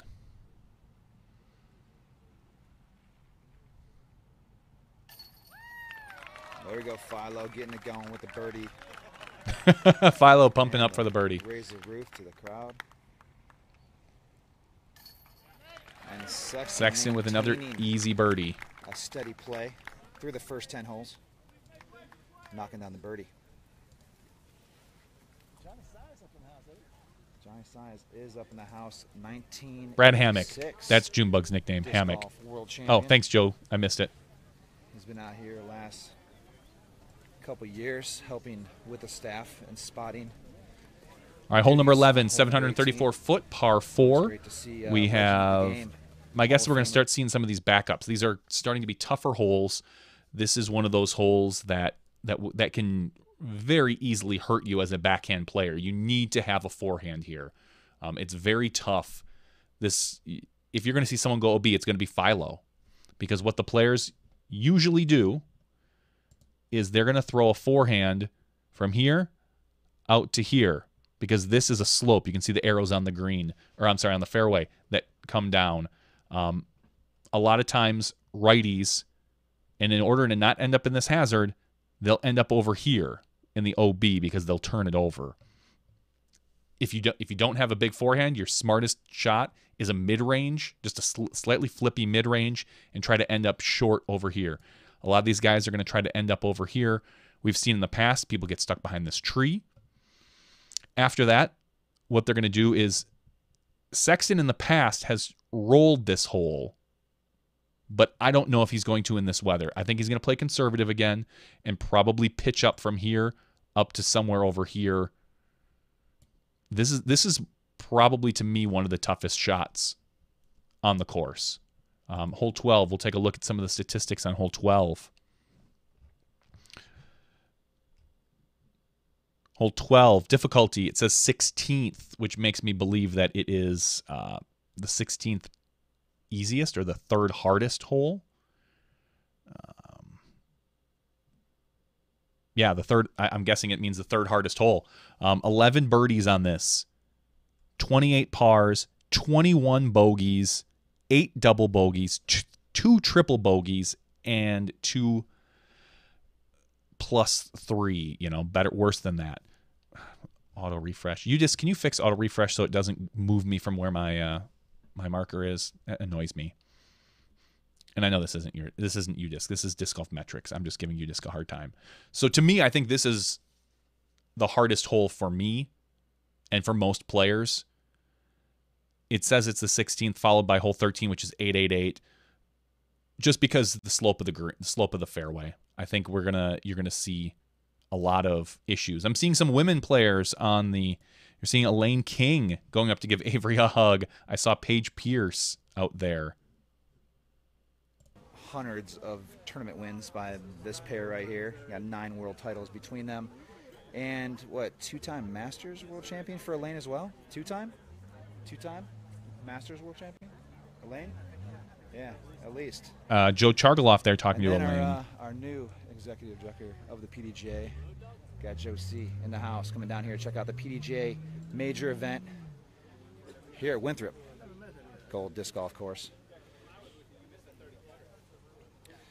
So Corey, Central Coast Disc Golf, out here filming chase cards, second cards. So we're only going to bring you guys lead card action, but also second card action. Oh, look at that! There's a lot of movement, folks. Scoring differentials happening down here, and man, I'm sure there's some fantastic shots. That is, oh wow! So there's a big backup here. If Corey from Central Coast is covering second card, which I predicted that they would, if there was a chance anyone was going to win. They would have anyone had a chance to catch up, that they would cover second card. And I see that they're doing that. This is going to be kind of useless video. It'll come out at some point, but I wouldn't expect it anytime soon because no one's catching Sexton from the second card. We saw Barsby jump up to second place, tied with Ricky for a while. Currently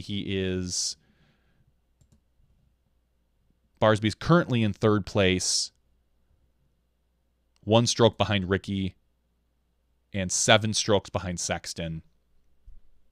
Macbeth with back-to-back eagles, jumping him up to 5th place. Macbeth is at 6 down. Even if Macbeth birdies out, 1, 2, 3, 4, 5, 6, 7, 8 more birdies. That puts him at 30. Still 1 stroke behind where Sexton's at right now. So there's no chance. But Terry's going to keep his $100 bet intact. All right, going to the board. Corey, that's what they call me in for. I'm going to turn Avery down because this is kind of just a big backup. We're going to get a chance to see some of the second card stuff throw. 2012 finishing 3rd. That is a correct answer. Pretty impressive to Disc Golf Nerd says, no, it's Jomez. They made them leave out all their awesome graphics, never let them promote their own brand, and of course add an absurd amount of commercials. So I'm pretty sure that Jomez basically does a rough cut with their camera work. The Finns over in Finland are doing all the graphics, and then they hand it over to Spin. Jomez is actually assembling the stuff. I don't know any details about Slomez or any of the other graphics. Getting the distance and getting to the sweet spot. But a lot of that stuff is Jomez labeled, and it's very Jomez centric. So, which is why you won't see Spin use the Jomez template, so to speak. They're just using Jomez as cameramen because they're some of the better cameramen in our sport, for sure. Coke. Someone's talking about Coke being a sponsor. Coke is the local Coke bottling company is one of the sponsors here. It is not the major Coke brand. No cash from them is what Terry is saying. Yeah, Terry, I know it's the third hardest, but it's really funny to one that says difficulty 16th. That's backwards in my mind. It's not the 16th most difficult. It's the third most difficult.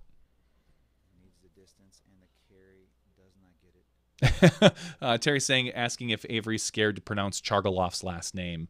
This is what we got Smashbox for. We will talk about Chargaloff. They had flight follows. Okay. Jeremiah Morales says he hates follow flight. I don't hate it. I think it's kind of cool at times. But for the most part, I don't see a huge point of it. To me, it doesn't really enhance the overall presentation too much. But it's something that's unique to them, and a lot of people do like it. So more power to them. Terry asks, how many viewers? We have 250 viewers right now. So am I doing a Zelda live stream after this? No.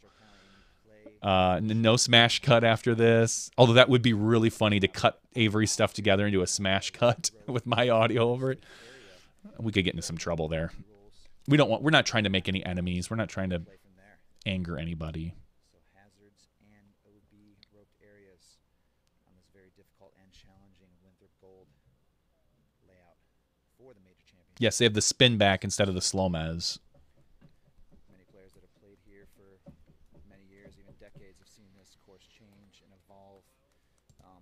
I do have the spin back graphic I could throw in here at any given time from when we covered USDGC. I kept all that stuff.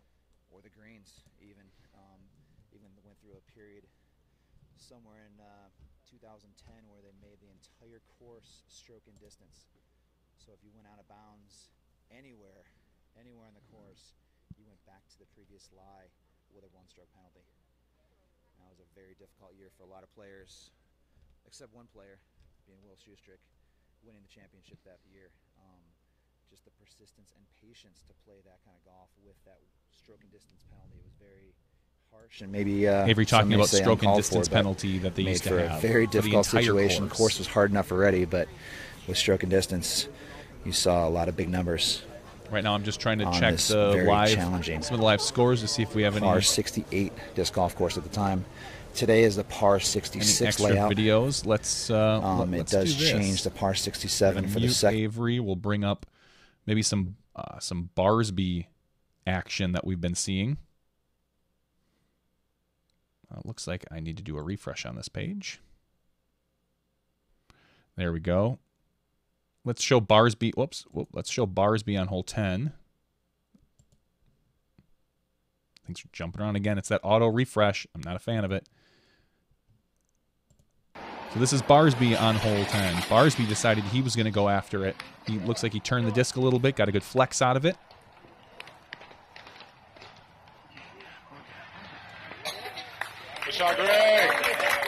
Greg pumped about that. And a long putt. Oh, didn't get the eagle, but he did get the birdie. Yeah, we saw Macbeth go at it.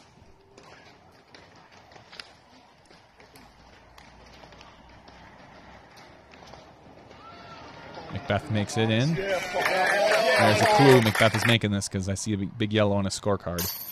Puts it in the pink basket. No sort of innuendo there. Let's look at some of the live scoring here. We have Sexton in the lead still, maintaining. He's at 6 under for the day, 32 under, followed by Ricky Wysocki at 27 under. So the lead is only 5. Ricky needs to make up a little bit more ground in order to make this a battle. Greg Barsby, 25 in third place. Seppo, 23 in fourth place. Followed up a tie for fifth place between Macbeth and Philo at 22. Coling at 19. Doss, Dickerson, and Yulee all at 17 under par. That rounds out your top 10. We're going to go back to this hole here while we wait for the World Tour guys. Looks like they are now driving. And it looks like it locked up a little bit on me, so we're going to do a little refresh on this.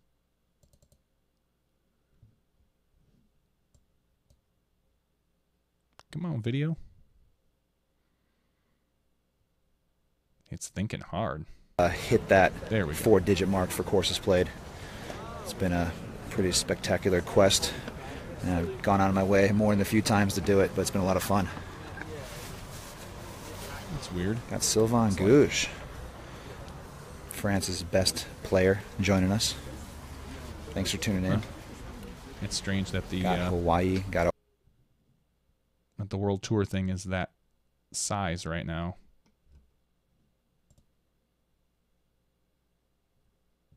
Yeah, it was coming in smaller than it should have been. Go Tribe. Oh yeah, Indians, baby. 2-0. The Windians, the Cleveland Indians, taking it down in 13 innings last night with a 9-8 victory to go up 2-0 in the series. All right, Avery back. I give that shout out to Rick, because me and Rick are both from Ohio. Actually, both from the same course, Roscoe Ewing Disc Golf Course in Medina, Ohio. So one of my homies from back in the day. It's always great to see him perform and play as well as he has over the last few years. And your 2-time and defending reigning Disc Golf World Champion, Ricky Wysocki, first to tee.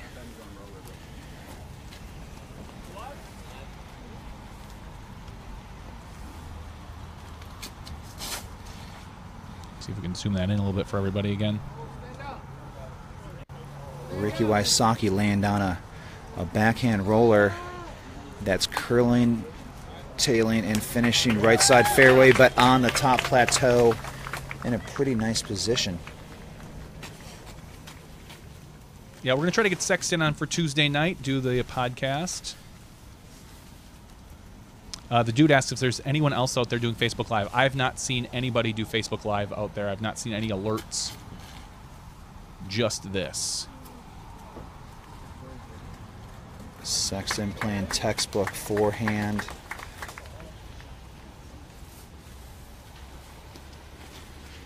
Now, I'm interested to see what Philo does here, because this is going to be this is a difficult shot. See, he was very...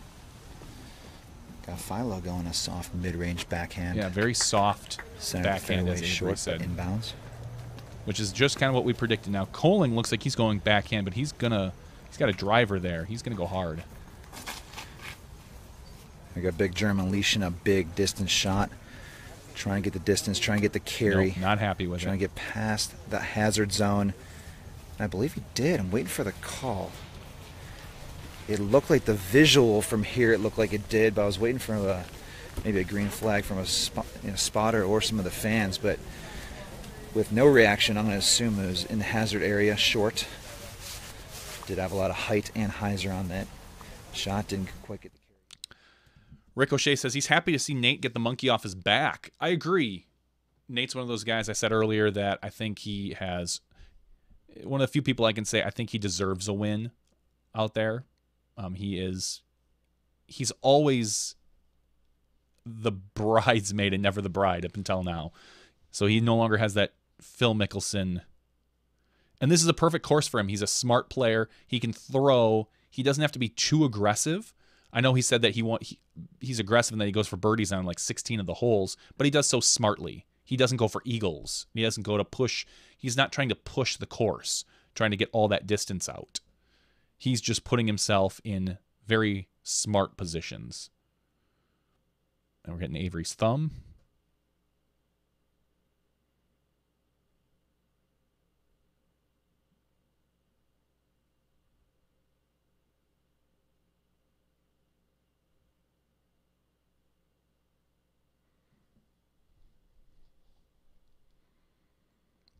Stephen Moore saying the front 9 of round 3 was just posted. I don't want to slight anybody doing the media on this event because it's a very big job. It's very tough, and I don't know who is doing what, but I would have really liked to have seen the full round out before this round starts for every day. And I know it's difficult because you're working with people all over the world, but it's one of those things that it just kind of gets you ready. Like it would be awesome to be able to say, oh yeah, I watched all of round 3 before round 4 came out. So let's get a little bit more back with Avery as Sexton's lining up his second shot.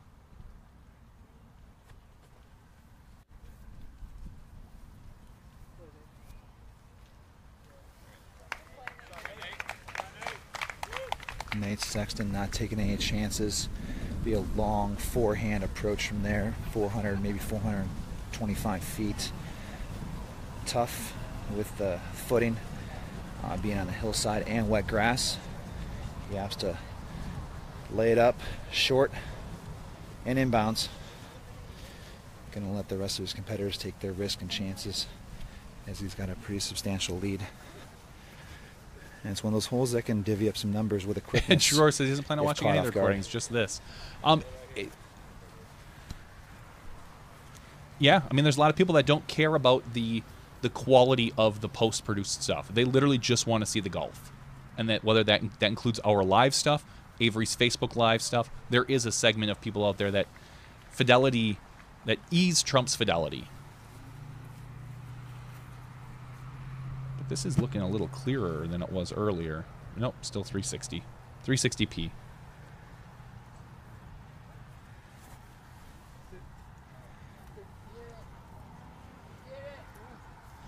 Wysocki calling for it to sit. Looked to be a great shot from here, really hidden by the hillside.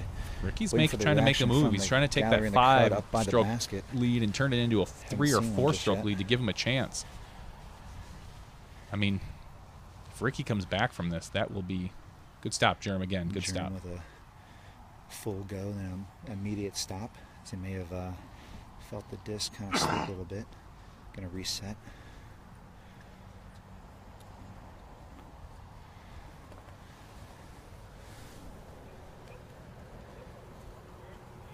Little forehand approach and skip on the hillside.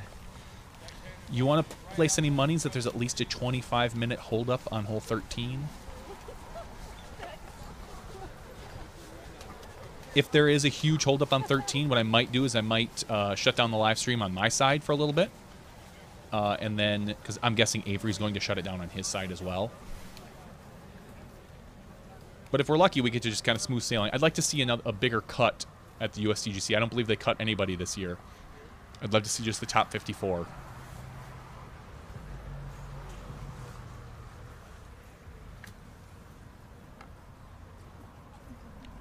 Yeah, Ricky's not out of it yet. He is... It's tough. I mean, again, Sexton has to make a mistake. Or 2 mistakes. In order for Ricky to really... And Ricky has to shoot almost perfect golf. Ricky has his own demons with 17.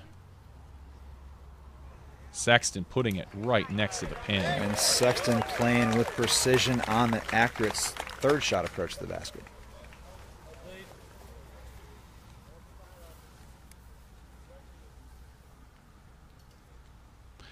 Yeah, I don't know if Avery would hang out. He might hang out and stay live. If he stays live, I stay live. That's what I say.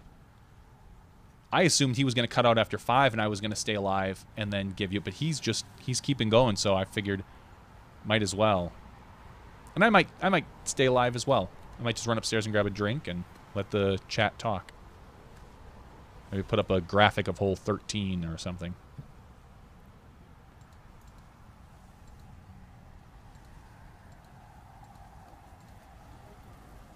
Oh, and you people right now, you're the only ones that are going to get this, that are watching live right now, because this is going to go unlisted after this. There's no point in having this out there if the Jomez and Avery's Facebook Live is out there forever. So I think after this is over, I'm going to hide this video and no one's ever going to see it. This whole plane on the Because side there's no point. It doesn't need to be out there for people. It's kind of just a fun little thing. The tee shot, the approach, and the putt. Jacob says that he thinks it always makes more sense to cut at the cash line. I'd be fine with that. I don't know where the cash line is for this event. If it's 40 or 50, but I'd be totally down with that.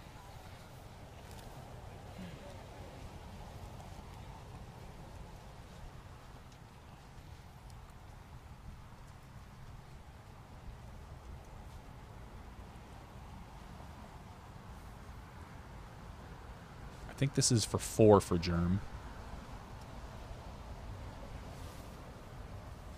He's waiting for something. A crowd movement or someone else throwing. Just drying off his disc, maybe. Yeah, the dude, I changed it because the update did say the USDGC preview with Ian, but then I had updated the video description now where it should say USDGC viewing party. When I updated it and I hit refresh, then it logged me out and asked me to log into my account because I made some account changes. Germ, not putting it in. And out. Germ's been putting really well this year, and it's a shame to see him falter on the 4th round because he's had a couple that he could have put in.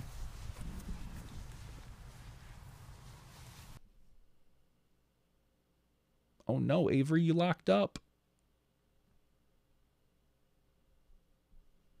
Oh.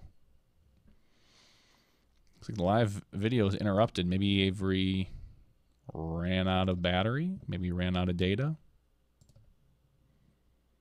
I don't know. Oh, there, it's back now.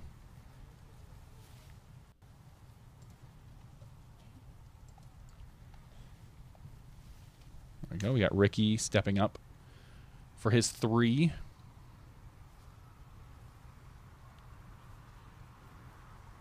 The dude says, no worries, it made it even more secret. I know. But we got 240 people that are probably expecting to see Ian. I'm guessing the signal, if I remember correctly, even for us, the signal on this side of the course was kind of mediocre. Ricky sneaking it in low right side. Philo stepping up. Avery might have cricket. Nice confident putt by Philo. Yeah, I did end up changing the title after the feed started. And Sexton in for a clean 4 on the par 4. Ricky's pushing. He wants it. And we have the 12-time both these guys world don't champion, have Ken this particular Kleiner, major. 5-time USDGC champion, joining us here today. Kenny, I hope you're doing well. We miss you up here, buddy. Okay. Thanks for tuning in. Oh, Kenny's on the chat. I thought he was maybe there for some reason. Very spectacular. You've been in this moment many, many times over.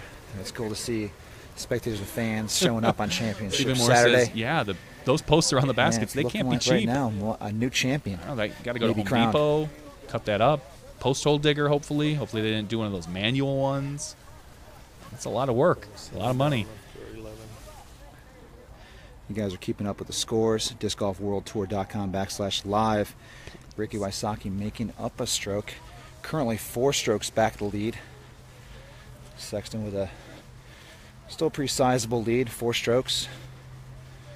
If he keeps on playing as steady as he does, it's really going to force Ricky into taking some riskier shots, but we're limited on holes here. We got 7 holes to go as we approach the tee pad on hole number 12. All right, hole number 12. This is the Coliseum hole. This is... Oh, no, I'm sorry. This is not the Coliseum hole. Enjoying it? A little wet and rainy, just a mist. Hole Not 12 is too bad. 901 feet. It's very playable conditions. Or maybe this is the old Not like last Coliseum year. hole. We'll do a little lens clear real quick. No, I'm thinking 14 when they come back Reset around. on hole number 12. I'm sorry. I'm just being stupid at this point. There we go. Fresh start. You see a lot. They used to have a set of hay bales that was over here, and I think you're just gonna see all these players now just try to drop it right over here, and then pitch up over to there, because this is all downhill. So you can get a really good chunk. You can 3 this hole. It's difficult, but you can 3 it. 2012, third place.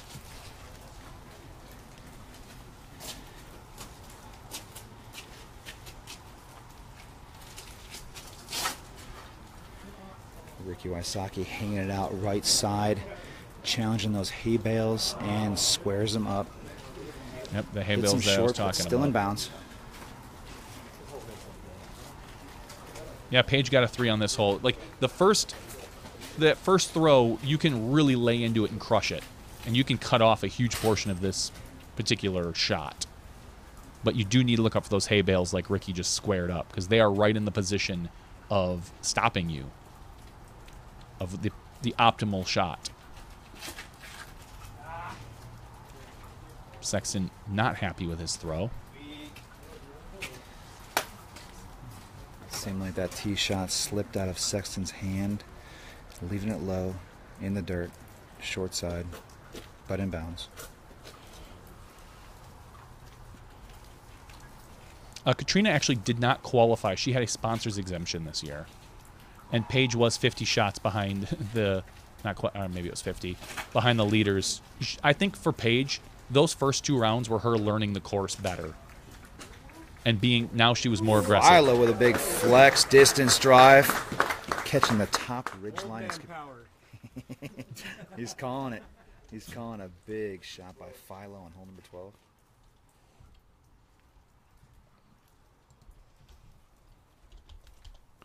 Yeah, Paige ended, oh, ouch. Paige ended at +10 for today. Rough day with the water and the rain.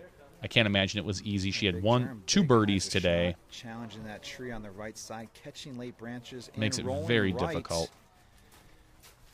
Waiting for the call from the spotter, getting the safe call. Hole number 12, 901 feet, par 4.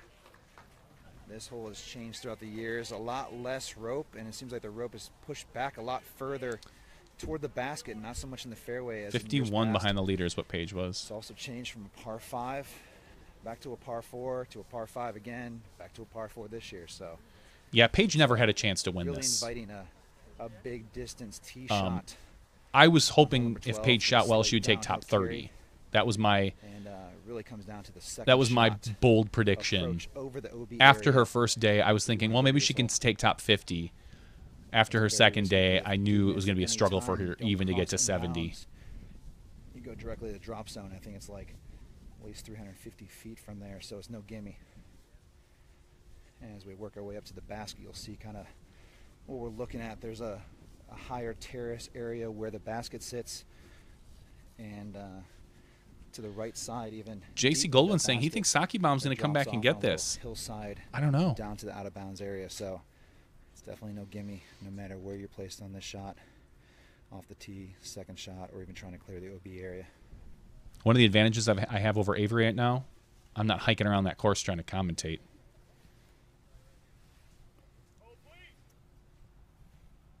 It's a lot of work to walk and talk at the same time, I know.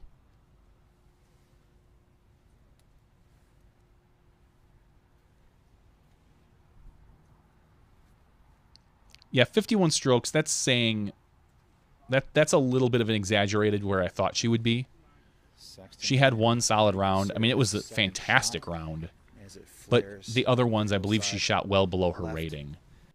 Might be a elevated enough shot to see the basket. I was hoping she'd shoot about 990 golf the whole tournament. Average 990 golf, and that definitely didn't happen. So Ricky, tee shot wide right. Catching these hay bales. This is another unique thing to USDGC. An electrical box. So there is a purpose for these hay bales. Yep, they're blocking an electrical box so you don't damage your disc.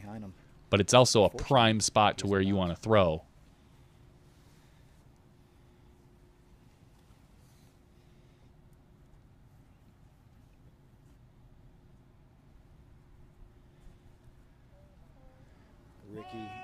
Ricky left yanking side, him. wide.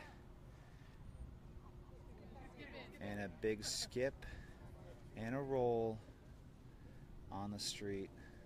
Wait for a call from a spotter. That sounds like it's going to be OB for Ricky. And I believe for it to be out of bounds. Yeah, Lunked Jedi, you can watch this if you want to watch it without my interruptions or talking or chatting or Turn of events there. whatever I decide I'm going to do. Disc Golf World Tour on Left with Facebook. the forehand approach. Out of bounds in the street, goes directly to the drop zone. That might be the end of Ricky. Shot from there. I mean, I think Ricky had to have a perfect Making round stroke on hole number 12. 4 strokes back. in order to catch Sexton. Looking like he's giving himself a tough battle right now. Actually, it's Philo next to throw.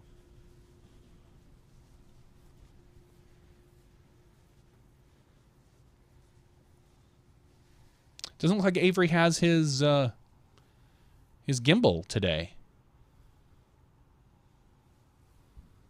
Yesterday he was able to walk around. It was real smooth. I enjoyed it, I think, the past 2 days, but it doesn't appear like he's got a gimbal today. Maybe he does and he's just, the battery's dead.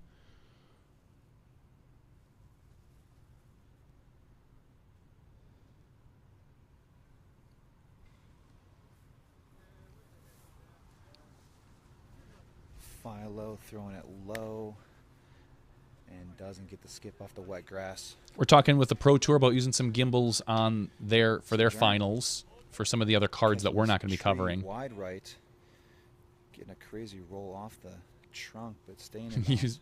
UC took it away. Maybe. See how much he forces on this second shot.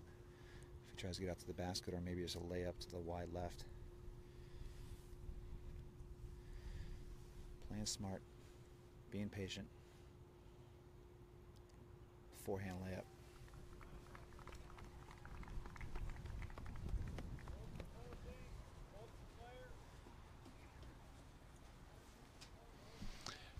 If Paul got the rest of them, it would still be a miracle win.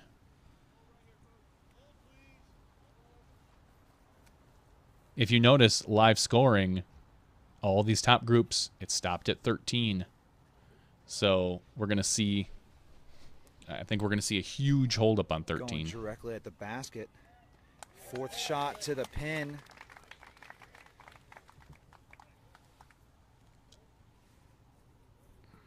Yeah, Paul has to get at least 2 more eagles and the rest birdies in order to even sniff top 3.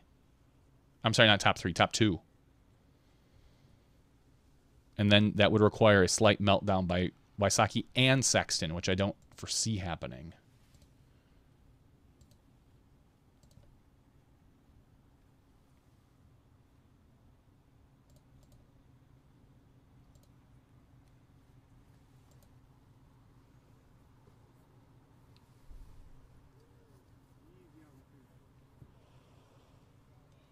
Little wide right, waiting for this. Oh, Terry's on an Wide right, MF plane. Skip back left and gets it. I suppose I can swear all I want, because I'm going to hide this anyway. So, anyone have any problems if I swear? I don't want to offend anybody. Wide left and 2 from the drop zone. I'm not much of a foul mouth. I drop my fair share when I'm around my friends, but taken for granted, usually not in. especially a hole this long, par 4 with a second shot, being as difficult as it is.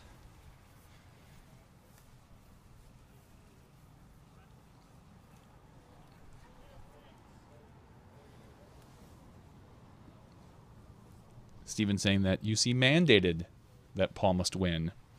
I think UC would be happy if Paul or Lazat were to win, more so than anybody else, or Eagle for that matter. But I think he'll be fine with Sexton winning. He's clearly wants an Innova player or Discmania player to win. But ultimately, I don't think UC cares that much. He wants to make sure this event goes off without a hitch. Sexton Firebird. Third shot, skipping toward the disc catcher basket.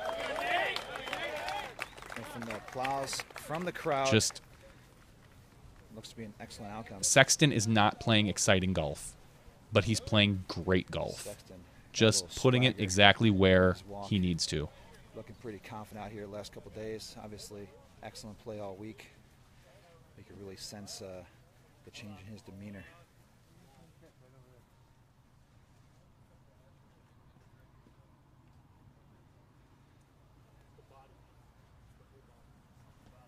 Germ with a little kind of a sawed-off putter approach, finishing left side.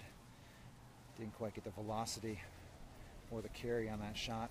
I'm not sure if I know what you mean, Sparka J. Watermelon envy? Soft little run-up, left a softer approach. I like watermelon. I envy anyone that's got some watermelon right now.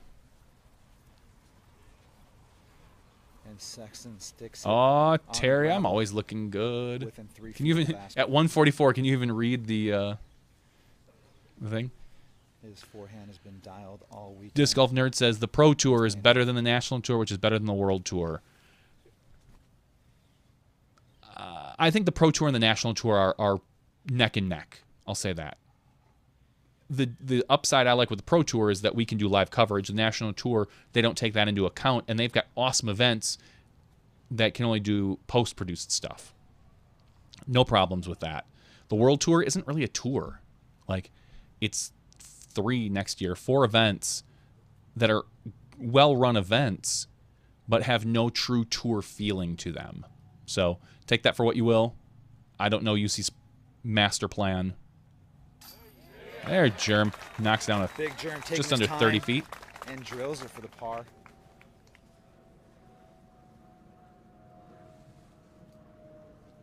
I made a joke yesterday at one of during Avery's feed. It kind of got all pixelated, and it looked like a bunch of little Super Marios running around. For the bogey 5. After that errant second shot, goes drop zone, sticks on the green, and knocks it down. Yeah, Disc Golf World Tour is a series. That's a good way to put it. Sexton, drop in par through 12 holes. 2/3 through, 6 holes to go. Here at the 2017 United States Disc Golf Championship. We're here at the final round. Lead card, Nate Sexton, Ricky Wysocki, Philo Brathwaite, and of course, Jeremy Colling. How big of a holdup are we going to have here? As I expect, there's probably a decent 3 backup card. here on hole number 13. We experienced that throughout the week. So I'll keep you guys busy with some more conversation. Ooh, nice. Any updates so far? Second card, third card. Saw a couple Barsby updates in there. Saw a Macbeth update. Give us an update on the update. What are some of those scores?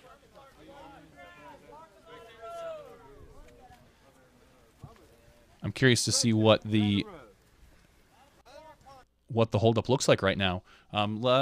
Avery asked for some scores. Let's give some scores here. I'm showing 13's graphic, but we have Nate Sexton with a 4-stroke lead over Wysocki at 6 under par, and which is going to jump up a little bit more because I think Ricky bogeyed that hole, so I think it's going to jump back up to 5 strokes.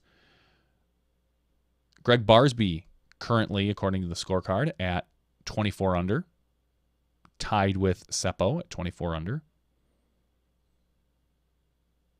And Macbeth making a slight move at 23 under. So again, this is Sexton's to lose. We're going to see what happens here. This is one of those holes that's going to be a game changer. If Sexton can get through this without many problems, I think that he has it. He has it in hand.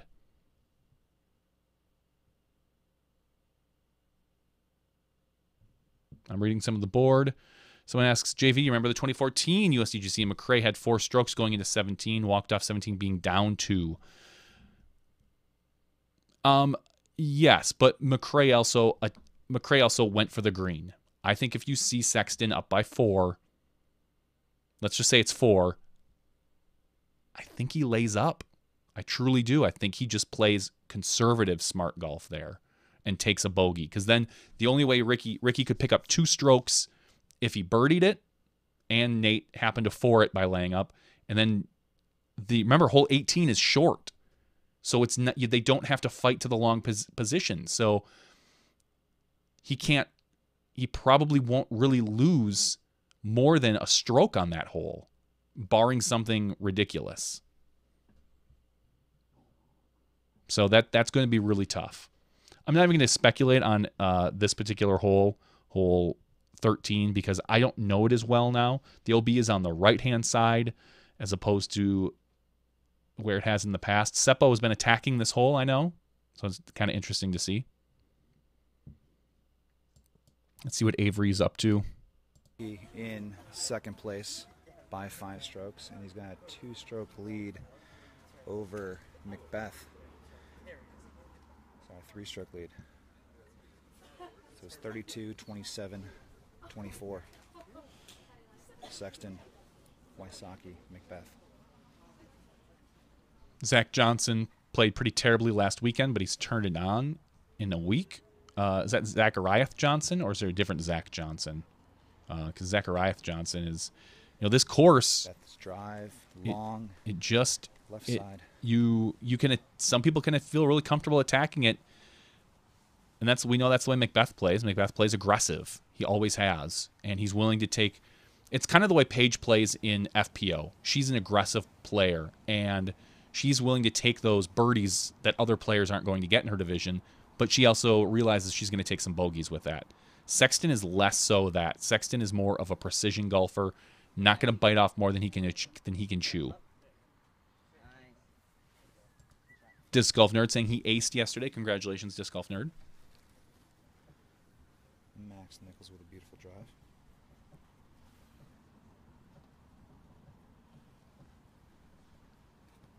Yeah, Terry's out there saying that Sexton executes the basics very well. That's exactly it. Like a 350-foot shot, Sexton has just all day long, and he's going to be within 15 feet.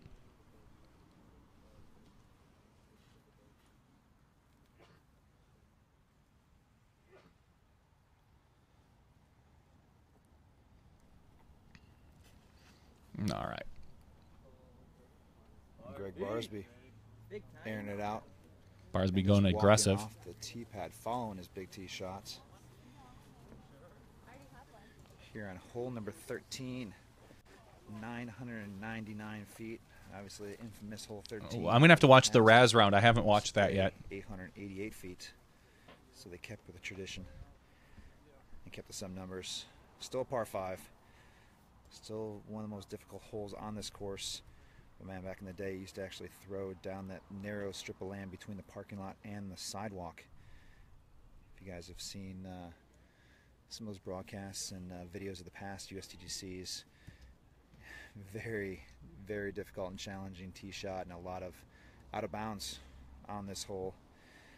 My biggest score in my entire disc golf career occurred on this hole my first year at USDGC in 2000. First round, I took a triple circle 10 on this hole. So I think I threw out of bounds the first 3 tee shots before placing it back in bounds and working my way down the fairway and crossing over to the island. Avery was talking about his biggest numbered score on this hole. I have a funny, during my qualification round, the tee box was up over here. Or it might have been back here actually a little bit. I shanked one so hard this way that I hit this light pole that's in the middle of the... I was trying to crush one and just trying to lay in. At this point, I knew I wasn't qualifying. I just wanted to finish the round and have fun. And I wanted to see if I could get a birdie on this hole. And I shanked it. And I hit the light pole in the middle of the parking structure and ricocheted back in bounds over here. I laughed so hard. Everyone in my car qualifying, none of us were making it. We were just having fun at that point. We were one of the last groups on the course because I showed up so late. And it was one of the more fun, bad rounds I've ever had. But to just yank it like that. I didn't end up birdieing it. I think I ended up parring it because I ended up having to pitch up. And I was right underneath of where the hill goes on my second shot. And I laid up and I was able to just drop in. But it was definitely interesting and a lot of fun. I do like the changes on this hole. That is one of the things that I've said on... I think on the broadcast I said that this is one of the good changes. Taking it off of... Taking the pin away from this spot in the corner right here is great, because very few people were running at that because it was so close to the OB that I think it just deterred a lot of things. And putting it back out over here and adding a new position, I believe this B position might be new, or it might be really old. Either way, it's close. Going at that, and today they're going at the A position. So let everyone know, today, Saturday, is the A position. But being able to attack this is good. It makes for exciting golf. I don't think you're going to see Sexton attack it. I think you are going to see Ricky attack it. Oh, Terry getting almost T1 speeds down. Jacob Williams says, WTF, Johnny. Yeah, it was. It was the WTF shot, and just trying to lay into one and grip locking it and throwing it straight right and just laughing and then watching it go ding and come back in bounds. It, as far out as it went, was ridiculous. Scorpions in the parking lot would be good. Or, trying to think of something else that would be really fun. Fire ants. Just a parking lot full of fire ants. And let's see if players want to try to skip their disc off that as well.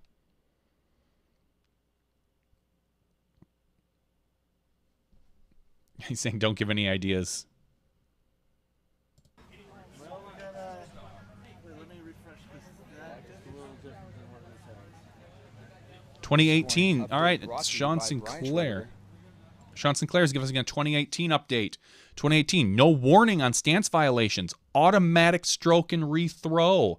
That is huge, folks. Someone made a comment about Philo this past weekend saying that he called a foot fault on Seppo, I believe it was, who threw OB. And Seppo got to rethrow and throw in bounds. So it saved him a stroke. Well, now what Sean is saying is that's going to be a stroke regardless, and a rethrow. Does it have to be seconded? Or can only one person call that? I assume it has to be seconded, like normal. That's big. That is a very huge change. When Sean, when did this... Oh, wait, no rethrow. Did I read that wrong? I'm sorry. Automatic stroke and no rethrow. I apologize. So if someone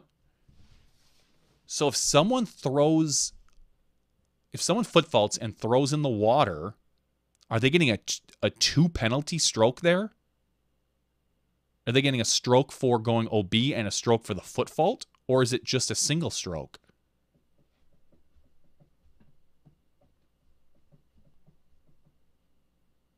Huh. Yeah, that's what I just asked, Terry. Would Seppo have got 2 strokes in that case? Because or is it just a 1 penalty stroke regardless, and then you take it from where it went out of bounds if you happen to have foot faulted?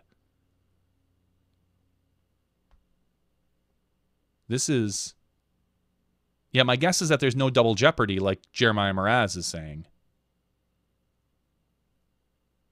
Wow.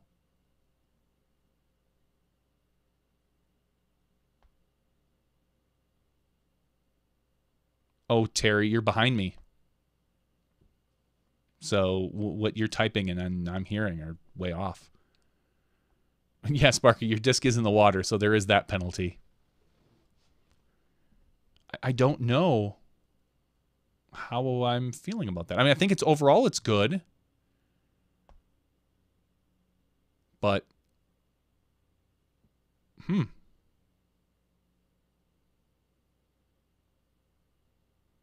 That's a huge change for 2018. I think it's going to change. I'm looking forward to seeing that.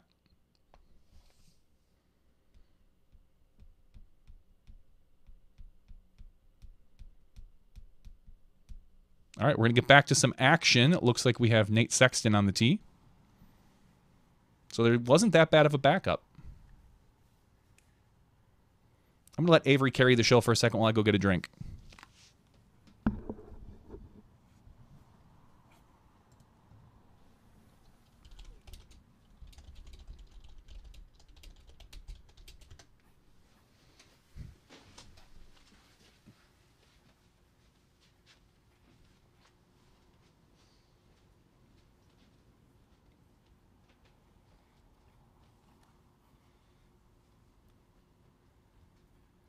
Pulling line drive. Flat, straight, and low.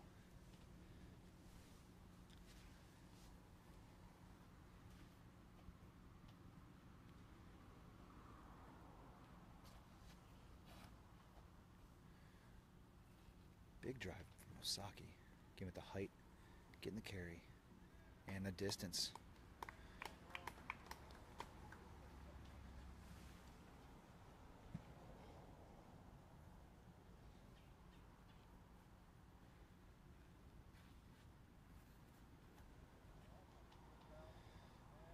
Philo a little slip on the tee.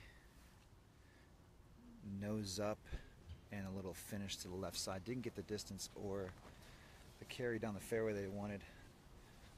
I was bringing up earlier. Just with the misty kind of rain, it can really contribute to loss of grip on the disc.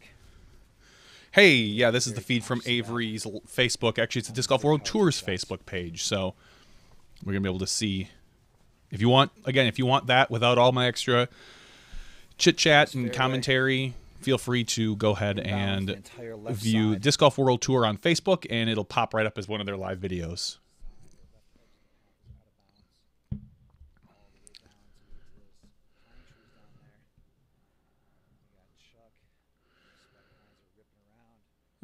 Someone says, this can't be the lead card. I saw Philo. No, Philo's on the lead card. Did we get a final say on whether that would be a 2-stroke penalty or not? I didn't I scroll back up, but I didn't see it. I'm guessing it would only be a 1-stroke penalty. That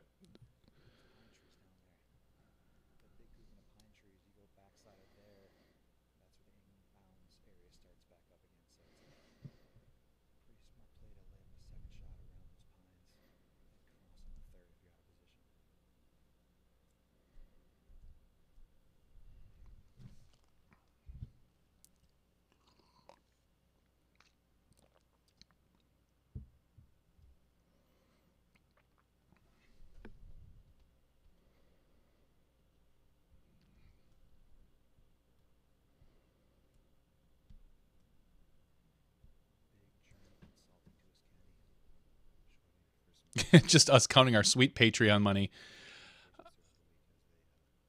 I think that would be funny. Just us rolling around in huge Patreon money.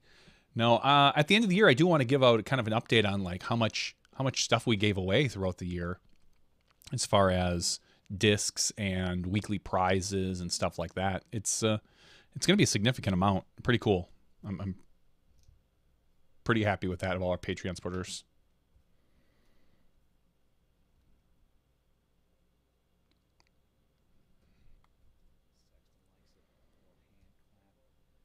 Oh, Sexton's starting to feel it. He's giving little fist pumps.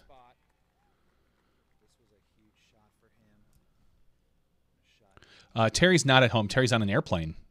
He's on a plane.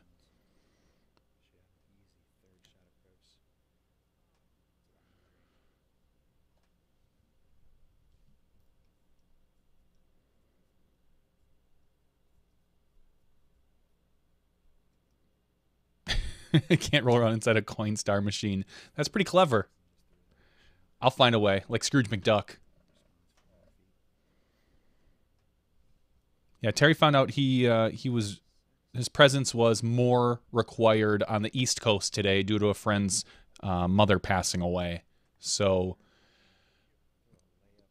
Terry ended up having to bail out on being right here with us, and he's on a plane right now. Jacob Lukens asks, is the Disc Golf Pro Tour finale your next event to cover live? It is our next event to cover live. We will be there in about a week and a half down in Jacksonville, Florida, at some golf course that apparently has some pretty good cell signals. So we're looking forward to getting all of that for you. It's going to be a really interesting event for us to cover because of it's not your traditional stroke play. Like your normal 4 rounds, you know, it's going to be people attacking the course differently, multiple cards going off at once, a bracket system. Obviously, your stroke play counts, but it's definitely going to make things differently. And I need to stop definitely saying definitely.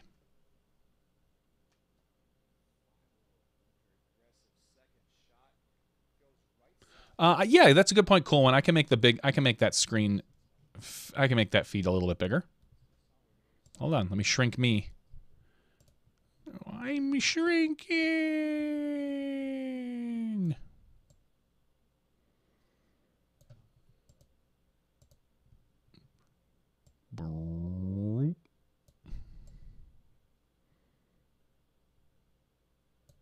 Then we'll crop it that way a little bit. And let's do...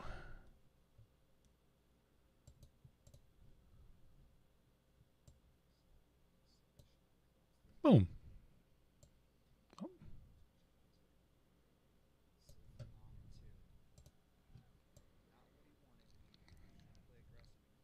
How about like that? Let's do that. That'll be a little bit better. We don't... A little less of me. Split. Why is this just being done now? I don't know. No one said anything. Originally, I was trying to do... I was gonna have two. I had two things all set up for two people here, and this and that. So, yeah. I don't know. I set this up like 5 minutes before our show went live.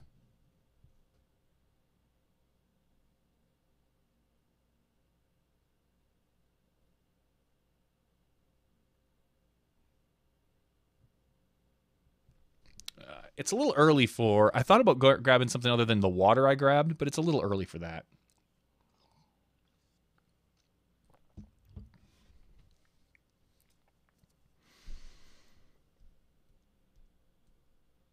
Kind of strange that the path is inbounds.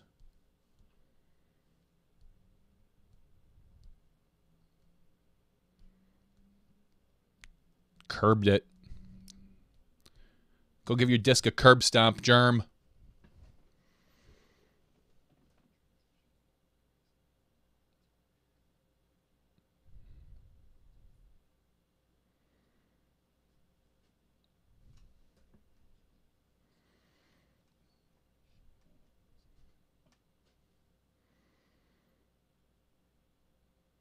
Well, I mean, Germ's counting the money he's losing with every stroke at this point.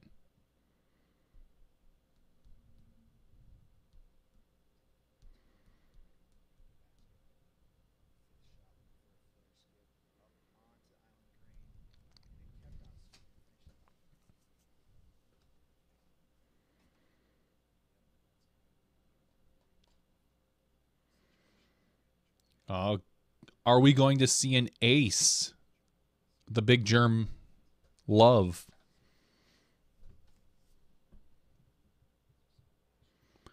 He doesn't have to re-tee from there. He actually got to move up because he was right in front of the OB. So it's not like a strange stroke and distance penalty. This is just a straight up, guess what? You didn't make it back in bounds.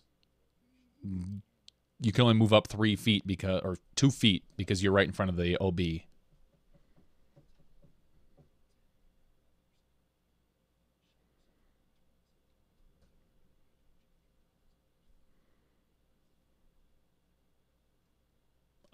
Disc Golf Guy says the tallest player caddy combo ever. That might be.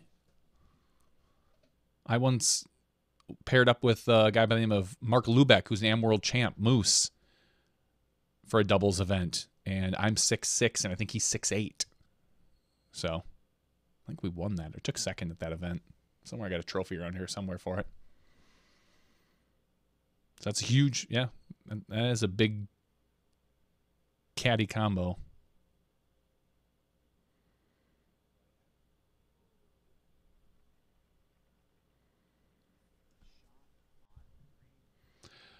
Kevin Jones coming out of kind of nowhere, almost a virtual unknown. I know he was a little bit more regionally known from Arkansas. Took some time off of golf, recently came back and just throws a mile. And yes, he was kind of the surprise of the event so far.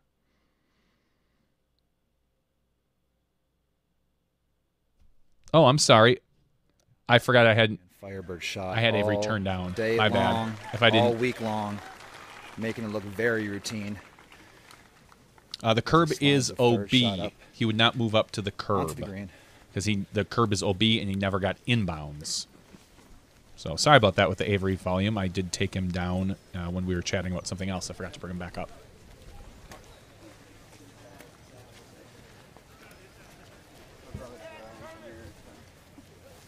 Yeah, Seth did call him as the dark horse on Tuesday night. That was a great call by Seth. So here's where Ricky's second shot landed. Jeremiah, that's not Long nice. attempt at eagle.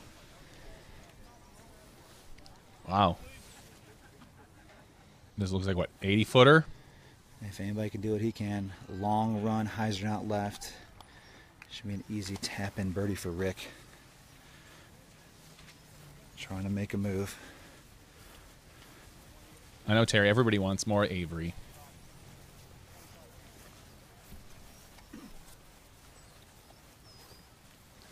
Cool One says, I'm curious, why is Avery recording and commentating? Is this part of Spin TV coverage? It's part of UC's master plan, apparently. I wouldn't call it necessarily part of Spin, because it's not going to be on their YouTube page. But this is part of their outreach, their social media outreach. They've got 1.5 thousand viewers. 1,500.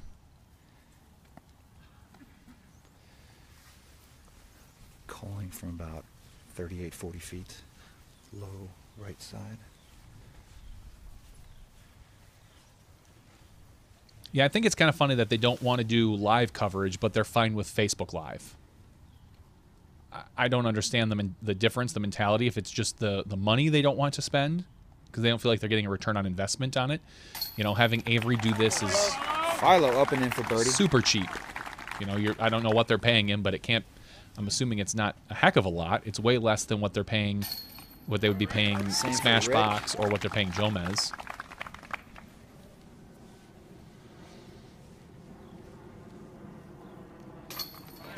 And Sexton with ultimate control of this tournament right now.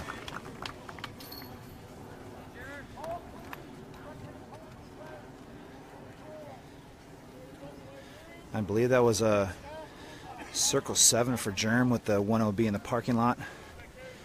Try to play a conservative play by laying up second shot. Just unfortunate, a little slip on the third shot. Look out, we got more coming. Hold for the players, guys. Like I said, always a hole that can change things around. I'll get you a little scoring update as we get on the tee pad of 14. Any change on that second card chase card? Speaking of 14, let's talk about hole 14 here for a second. We have hole 14 is 413 feet. This is the Coliseum hole. This is where we see players basically they're going to be attempting to throw, you know, it's 413, but it probably plays about 330. The tee box is right here. Most of the players are going to throw a wider hyzer and skip down here. This is all a big slope downward, so you see a lot of players end up here. This is all hazard, which means that they will play it from where it lies and attempt to putt. They will not take it from where it goes OB. So, but, you know, they will take a penalty stroke, which is why you're going to see a lot of 3s and 4s on this hole.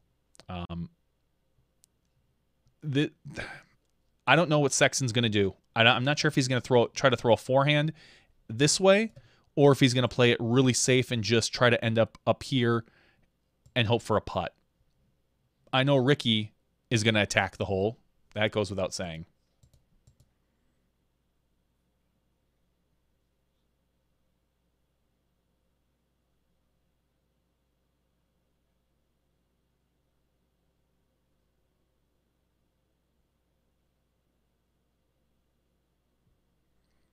All right, let's go back to the video. Bring up Avery's audio. So we're seeing Sexton throw the forehand shot. Going to try to end up. Sexton going star Excalibur, hanging out wide left side, waiting for the big fade skip back to the right. Waiting for it to sit. And stays inbounds. Green flag from the spotter. Big shot by Sexton. Let's bring Avery down just a hair. I didn't see the foot fault called by Avery either, or by Philo either. I guess he just stepped on a mini that he had placed. Getting the distance, getting the carry. Got a lot of hyzer angle on it. Catches grass, forward skip, and a roll on the green. Putting for 2.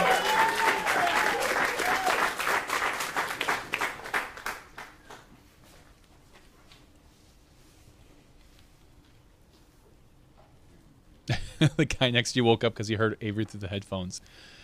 Yeah, the bike path used to be OB. I think that was before they had the hazard.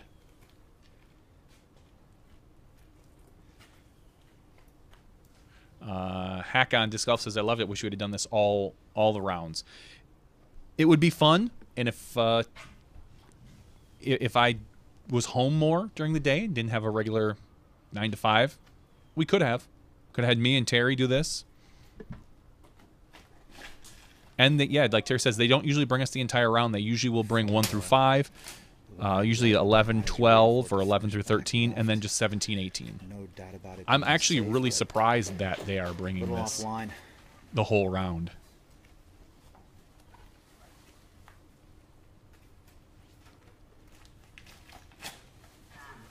Colin going Star Wraith, hanging out. Not happy for Colin. Looking for the same finish as Sexton got. As kicking some grass as he walks. By the line, does a little roll forward, and by the response of the crowd, or by the lack of response, comes rest in the hazard, just long of the basket.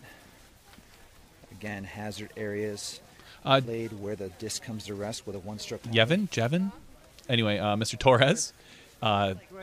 I don't know if I answered your question, Philo. He saw Seppo step on a mini during a throw and called him on a foot fault. Seppo went OB. From the elevated basket. So I don't think it was egregious. I don't know the exact timing either.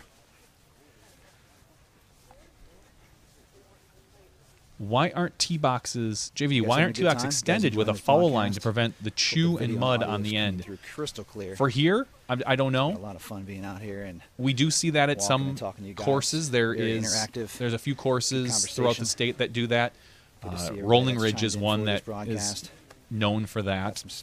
There's a few individual ones. I know there's the one I'm thinking of is such as this, and I'm very glad and honored. There's one in the central Wisconsin. This live coverage from the 2017 that has USDGC that has one hole like that for sure.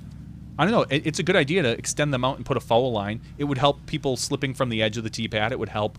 The problem is you get that paint line that gets a little slick as well. So you need to be careful about that, the foul line. It's not as bad as the wooden ends that can get slick, but I think it's a better idea than maybe just having all the mud at the end of the fairway, so when people do throw and then fall forward, they're not falling into a dugout mud pit that tends to... Philo, first to putt, easy decision. That depends to show up. It up to the base of elevated basket.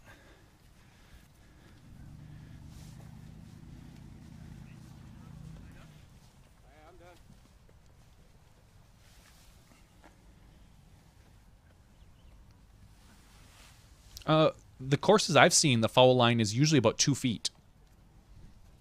1.5 foot to 2 feet. So, and I think that's great. I would love to see more of that. Again, you're going to prevent course erosion in front of these tee pads. You're going to, and you'll see players maybe keep their shoes less muddy and things like that when it gets wet. As Jeremy leaves it slightly low into the cage. Someone asked, where's Paul sitting right about now? Paul Macbeth has jumped into 3rd place. He went eagle on 9 and 10, and then birdie on 11, 12, and 13. He's at 25 under. Waisaki's at 27. Sexton's at 32. Let's see what happens to Sexton. Sexton doinks it, coming up a little short. Sexton knew it out of his on hand. 14. Didn't have the height, but a cage hit and the disc stayed on the slightly. Now they don't have hole 13 updated green placement yet for Sexton and Ricky. And Ricky Wysocki getting one back with the birdie on hole 14. So Ricky takes one stroke back from Sexton.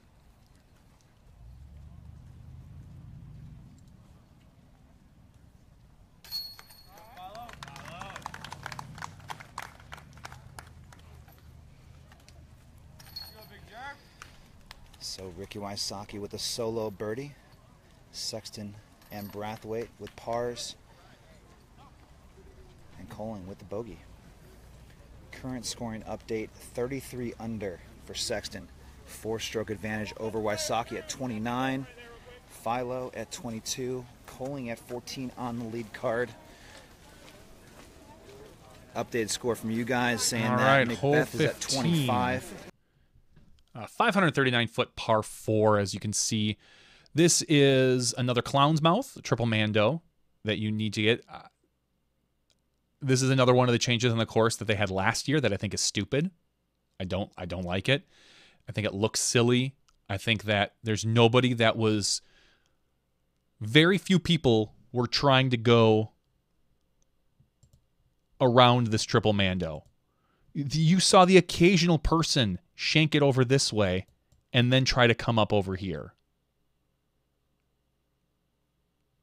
Or shank it this way and then try to hyzer it through here because this is the basket over here. Nobody was purposefully going that way. Some people, I think, on occasion would try to hyzer out of this way, but ultimately I think this is a bad change to the course. But now what you're seeing is everybody fight through here and then obviously try to throw up through there. That's the route. I don't like the triple Mando. I don't like the way it looks. I don't like the concept behind it on this hole. I don't think it was needed. So there's a hot take from me. Jacob Wilkins says he's nervous for Nate Sexton. Sexton is not going to lose it all on 17. Disc Golf Nerd says he's against Mandos to artificially increase challenge. Agreed. I normally like Mandos only for safety reasons.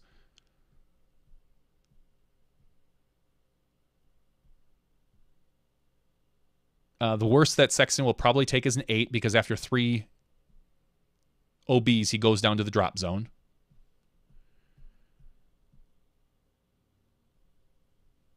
And yes, I think you might see...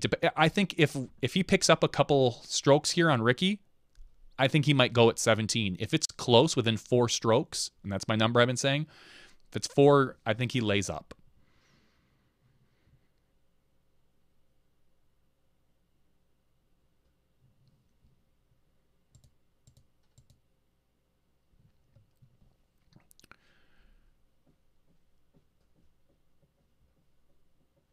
Michael Dixon says this hole doesn't work without Mandos, though. I don't understand what you're saying as far.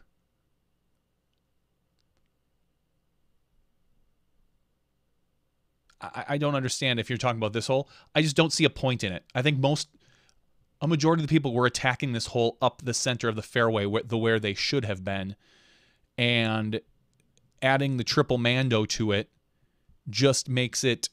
I think it makes it silly because nobody wanted to get that high. If you got that high, you got lucky. But ultimately, I just think it's I just don't like it. Jeremiah Moraz has a great idea. Said they should just have a wall with big holes out and penalty strokes assigned to each size. Just wait.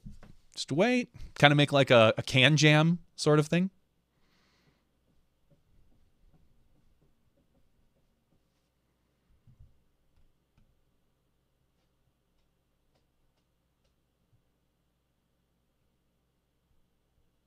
What else do we have on the board here? CCDG is covering the chase card. Correct. They are covering the chase card.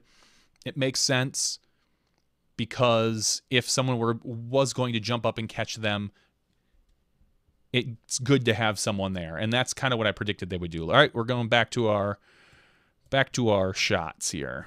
Let's unmute Avery.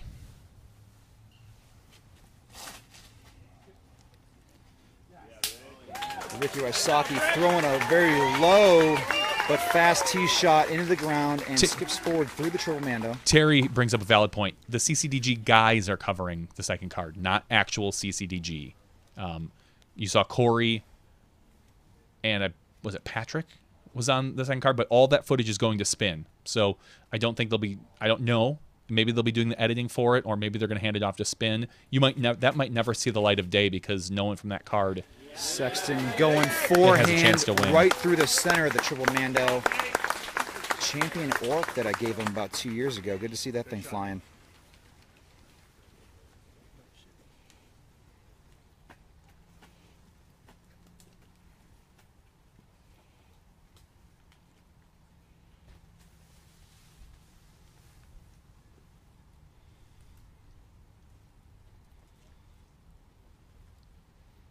See, you guys can't see it, but like right here is the Mando.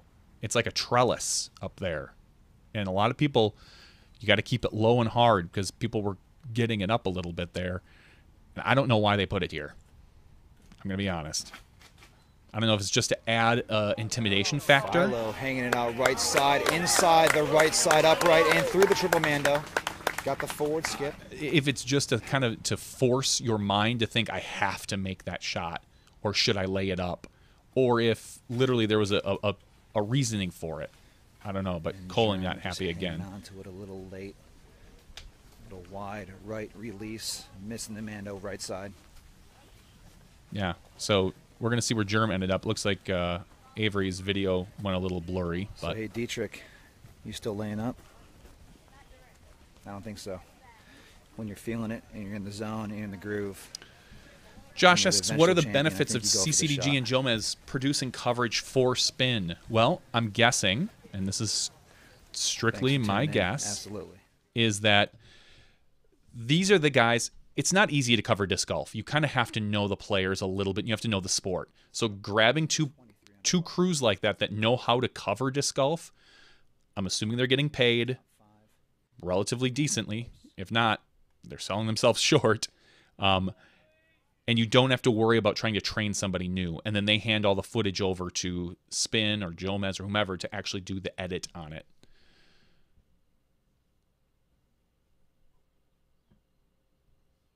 Yep, so there's the Mando. You've got this, obviously, the trellis here, and it goes across. And he missed it to the right here. Now, normally you could throw it up to the right and somehow still scoot in and end up here, but you can't do that anymore. They're forcing you down the center of the fairway and leaving you with kind of a stupid shot from where the drop zone is.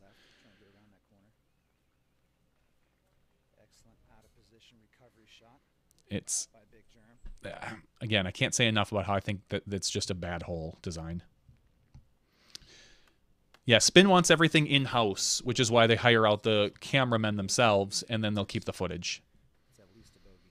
If you miss the triple Mando, sometimes could be worse. So very high pressure shot and situation for anybody teeing up a hole 15. Brian Koch is saying, or Koch maybe, is saying that Germ's attitude is terrible right now. I don't think it's terrible. You can tell he's down for sure. He's not getting really upset. He's just very disappointed in himself, and he knows that he's losing money with every bad shot. So he's not peppy. He's not peppy. We'll put it that way.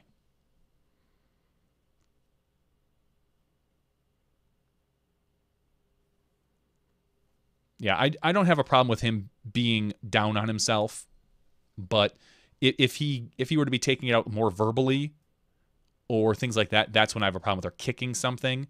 But throwing, being upset, and kind of walking away, dejected, I find that an acceptable way to show your disappointment.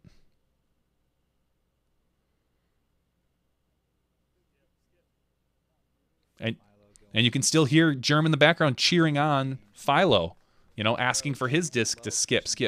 So, just being disappointed.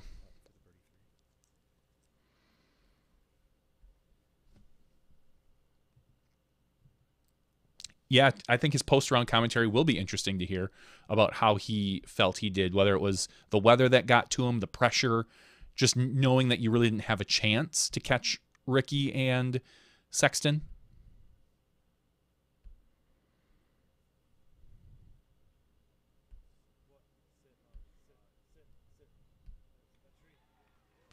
Sexton getting a little lucky, hitting a tree to stay near the basket. Into the darkness, good reaction from the crowd, and may skip back to the disc catcher basket.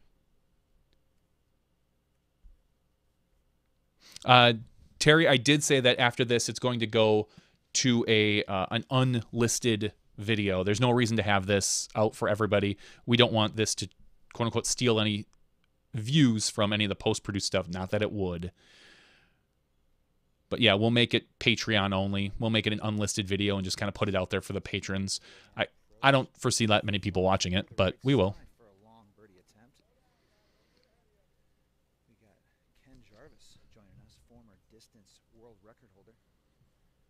Let's get a recap on the scores right now. Sexton currently, after hole 14, is 33. Wysocki's at 29. Macbeth at 26.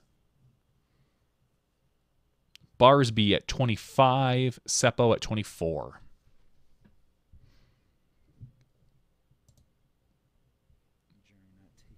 I'll bring back up the volume. Shot and coming up inside short, hitting the late tree. It's going to be a tough putt from there. Brian, you're going to see better baskets at Ledgestone. I guarantee it.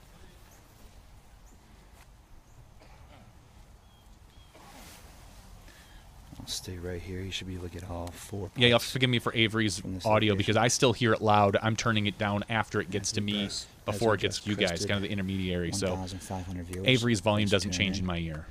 2017 United States Disc Golf Championship. Now the basket is right here, if you can't see it. And there's a lot of trees in the way. And it's tough to get in there. So you're going to see probably some straddle putts.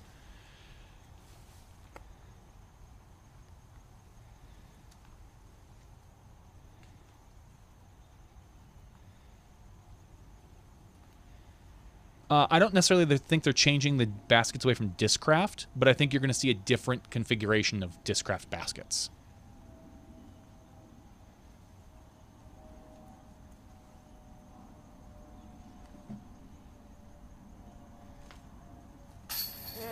Philo from 33 feet hits the outside the circle putt. You know what this hole could use? Down the birdie 3 on hole number 15. Maybe a ivy post right here. No, just me? I mean, it looks like it's too easy.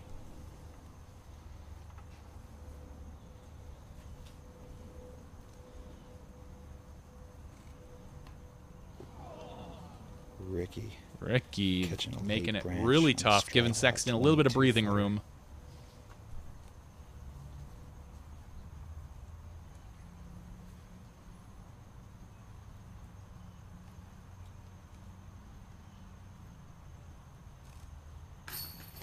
And Germ sneaks it in, right side.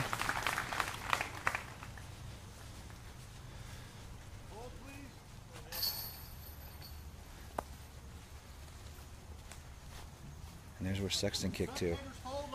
Excellent forehand approach into the bullseye and into the basket for birdie. Sexton birdies it. That gives him, I think, a 6-stroke lead 15, now. extending his lead once again. 5. 3 holes to play, 16, 17, and 18. I'm sorry, it's a 5-stroke lead now. Home stretch. Over Ricky. Spectators hold, please. Make a hole for Or a victory lap for some. 3 holes to go here at 2017 United States Disc Golf Championship, presented by Innova Champion Discs. This is the final tour championship of the Disc Golf World Tour. All right, let's talk about hole 15 here for a second. I turn Avery down in my ears. Hole 16 is... Oh, no, I can't turn Avery down. There we go. Hole 16, 391 feet, par 3. This is with hazard on both sides of the basket. It looks like there used to be 2 positions here, but they took one away, so now it's just kind of the old standard position. This is a... it's a birdie or a par probably. That's what these guys are going to get. Unless someone goes into the hazard and doesn't make it. But usually if they're close to the hazard, you see them drop in the putt.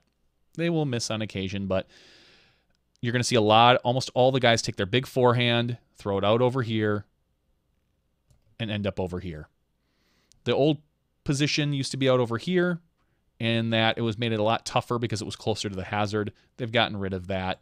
So I don't see there being a huge swing on this hole. At best, I think Ricky could pick one up on Sexton, unless Sexton clips the tree, this particular tree, which we've seen people do before. They pull it in a little tight. Macbeth still sitting with 2 eagles and 4 birdies in a row, waiting to see what he does on 15.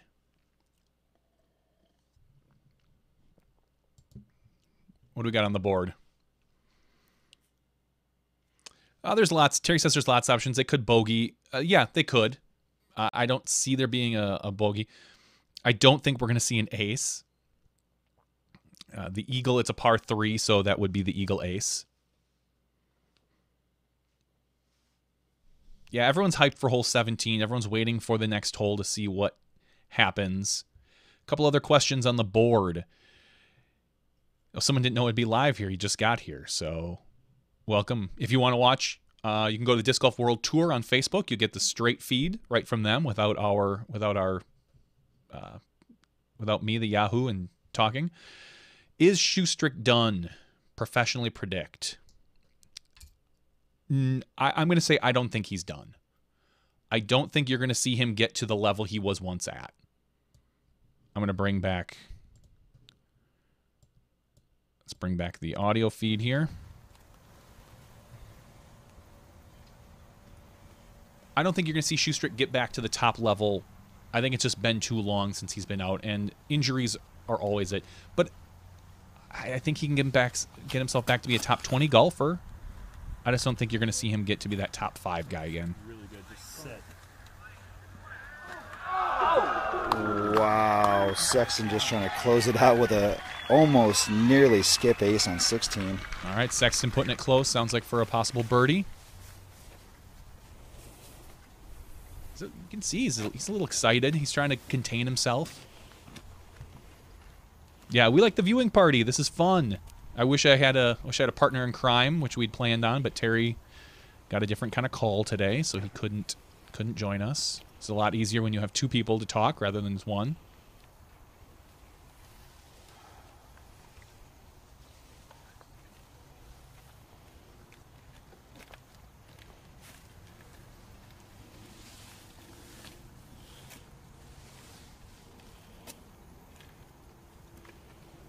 Terry, I did say no aces. I don't think there'll be any aces. It was almost skip ace. That doesn't count as an ace.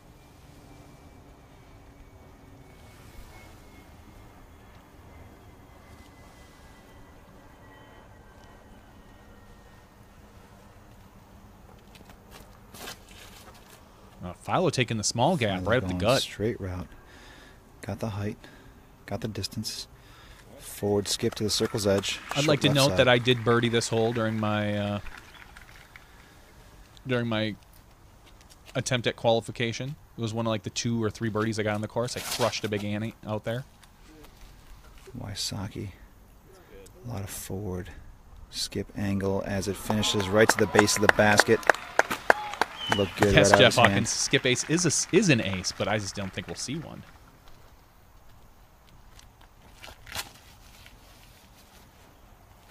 Big Germ leaving it wide left, waiting for the late swing back to the right. Going AJ 2-line, Star Destroyer. Good forehand shot by Germ. You just says they're just here for 17 now. All right, let's. Don't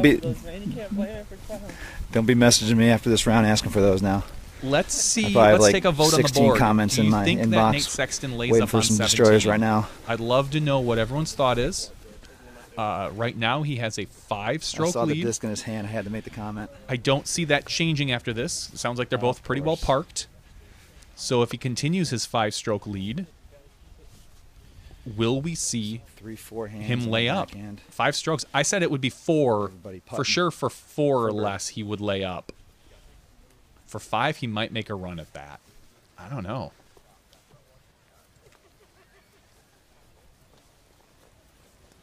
Jeff Hawkins asks, how do you lay up on 17? I'll show you how you lay up on 17 in a second. I birdied 17, too, if I remember correctly. No, I'm sorry. I threw it off to the right. and then I laid up for 3. I didn't birdie 17. It's been a long time. But it's one of those courses, you only play it once, you kind of remember those shots.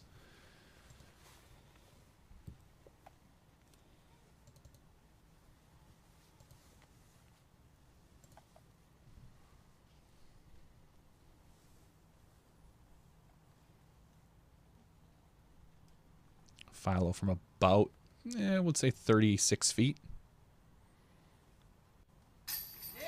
Philo, high right chain. side, and in for the birdie putt.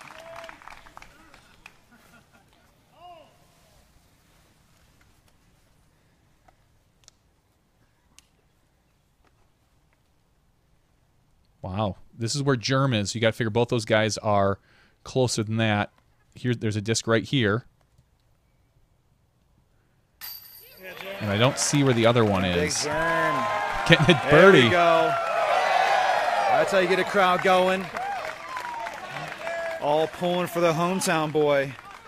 That's Fresh out of Charlotte, North Carolina. That's Ricky's. So let's see where 30 minutes up Sexton the is. road. This is basically Big Germ's home course these days. This is a little knee knocker, even for Sexton. I mean, it's only about 15 feet, but you definitely don't want to just miss it.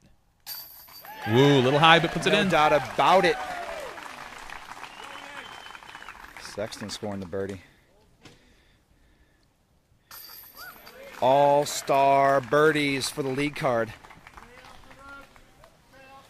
All right, that's hole 16. That's why they're here, doing what they do best. And we need to get 15 updated. Knocking down I'm birdies. really spoiled with UDisc because they don't even have hole 15 scores Now, this is gonna updated, be and they're already crazy. moving This on to is hole where you're really gonna 17. see the full strength of this gallery. Oof. Masses in numbers. All right, Like I hole said, 17. So hole 17, here is how people lay up on 1,500 to on 17. They usually, if you want to lay up, you literally just pitch up to here, right to this spot. And then you can try a jump putt because it's not very far from here to there. This hole is only 249 feet. This is about 60 feet. So it's about 100 and you figure 180 to 190 feet. You'll see some people pitch out over to here, the fat part of the thing, and then have like a 30-footer back at it. Now, if they do attack it, Sexton has a pretty good chance because he can throw a forehand that fades out over here. But this is not a huge landing zone. So I'll be curious to see if Sexton drops it to about here. If he hasn't practiced it, he might not feel comfortable doing it.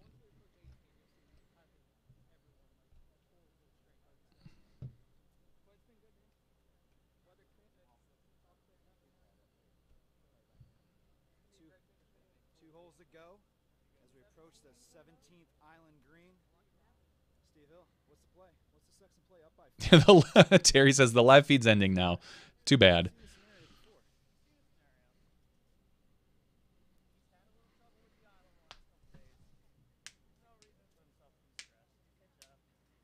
Yep. Right now they're talking about whether or not he's going to pitch up or before not. the round. I Looking think he back will. to USDGCs of the past, most recent Johnny McRae with a pretty significant lead going into 17. And we talk about players keeping their game plan. You know, you want to stick to that game plan, keep that game plan throughout the entire tournament. But it's a situational game plan. And this situation, This is quite a hike from on hole 17. you might play your from game 16 and, to 17, and go with and what they you don't do let the and what you've players done take in it the apart. past. And every single round, go at the It's to go make at the the green with the players forehand shot.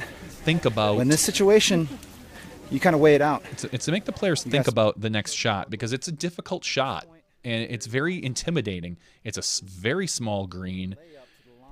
I think he's going to pitch up. Throw your second shot over to the island green. So that is the pro play and situational. It's game definitely plan. one of the longest walks. And you got to have that disc in your golf. mind going into this round where, a stroke or 2 or 3 or 5. All right, You got to people are- weigh that into how you're going to play this hole. And then coming you have to down realize the that stretch. there is 2 hole holes to play. 18, which used to be Could matter a and good make way all to the maybe pick up a difference stroke or to who two. we crown the champion this year. And they've adjusted it And for all the comes down to short what Sexton's going to do placement on hole 17. for the gallery, which I think is up there with one of the worst decisions that they've made in the past 2 years. 18 is an iconic closing hole. It gives a good chance for a swing. Having it short, there's very If you guys haven't little done it already, please push that share button. change It that takes can you 2 happen on that hole seconds. now. I really dislike Got the about change. 1,500 on the viewership now. Be nice to get it up to around 2K. You guys want to see this? This is the final 2 holes of the last PDJ major. You're right, event of the Avery. year. People do want to see it. That's why Smashbox should You be want to see there. it go down. You want to see the new champion crowned. I can almost guarantee that by now. No matter who it is, it's going to be a new champion this year. After 16 holes, moving on hole 17, 249 feet. Par Macbeth 3, took a the par island on hole. 15, but they don't have his scores for Scores. 16, 17, or 18 yet. Sexton 35, Wysocki 30. Now he has a Philo 24, Coling 14. 5-stroke lead. Any updates on second card? Barsby, Macbeth, I can get back to you on that. when you get a chance.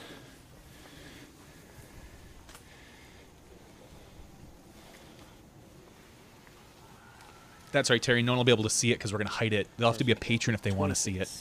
Barsby and Macbeth at 26, tied for Oh, third. thanks, UDisc. You don't have to give us $5. But thank you. Appreciate it. That's the super chat feature.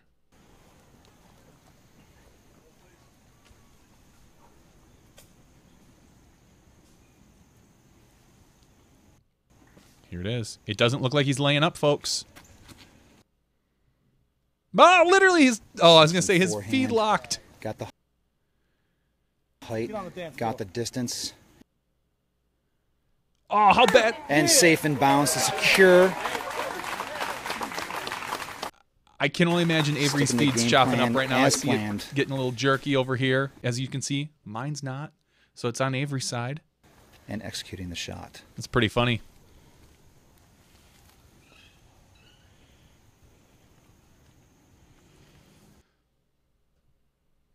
Wow. I'm guessing that hole 18, there's a lot of people there. And a lot of them are using social media right now and videos, which is probably sucking up some of the Avery's Facebook bandwidth. Yep, Terry, you can officially log off now. Sexton put it on the dance floor on 17, so...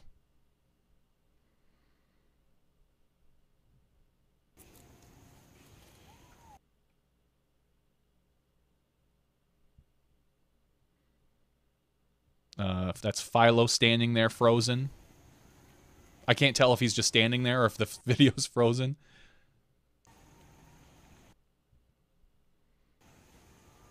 Oh, you've got Facebook up live now. It's going fine. So is it just on my side? It could just be on my side.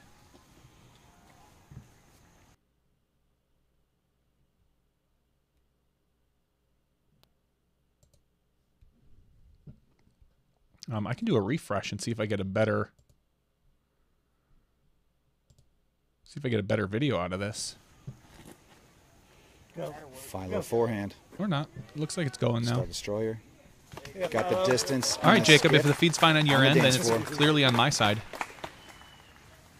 Yeah, I might have to do a refresh. You never know with Facebook. Oh boy, says Ricky. Forehand overstable putter. Back corner of the island green and gets a green flag. All right, this is Germ's last chance for an ace. Because he's not getting one on 18. That's a crush. Calling. Going more direct. Forehand line. And Coling with the green hit. All right, here's what I'm doing. Going I'm gonna, directly at the basket with a forehand shot. I'm gonna Getting a soft refresh the skip, page. Giving him a shorter putt than Let's go most over for the here. birdie. Let's refresh the Disc Golf World Tour page. Maybe we'll get a little bit better video feed out of them. I can close that. Maybe that's causing a little bit issue. Maybe I've got 2 of their live scoring updates going, so that could be sucking up a little bit of bandwidth on my side. But ultimately, all right, let's see here. Let's find their live. There we go. He's looking to cap this one off and accomplish the ultimate goal of winning a PGA Major. That's not it. That's it.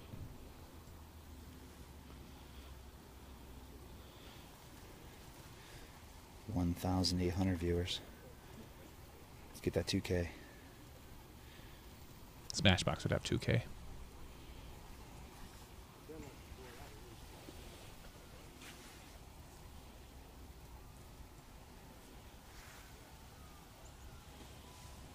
There we go. That's a little bit better. That's what we want to see. Cool. All right. When I clicked on their live feed, it became a bigger version of live feed, so I had to zoom it down a little bit.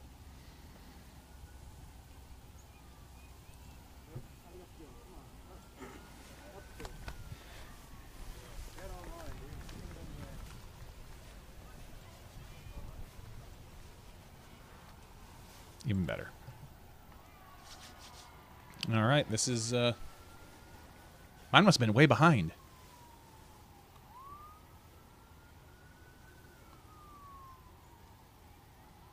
Oh, Terry, you just wanted to be the first to post to his wall. The germ up and in for birdie on 17. 2 birdies in a row, 16 and 17 after the bogey on 15. It's really nice to see the crowd get involved with the big cheers. Even the tap out par putt for Nate getting some applause.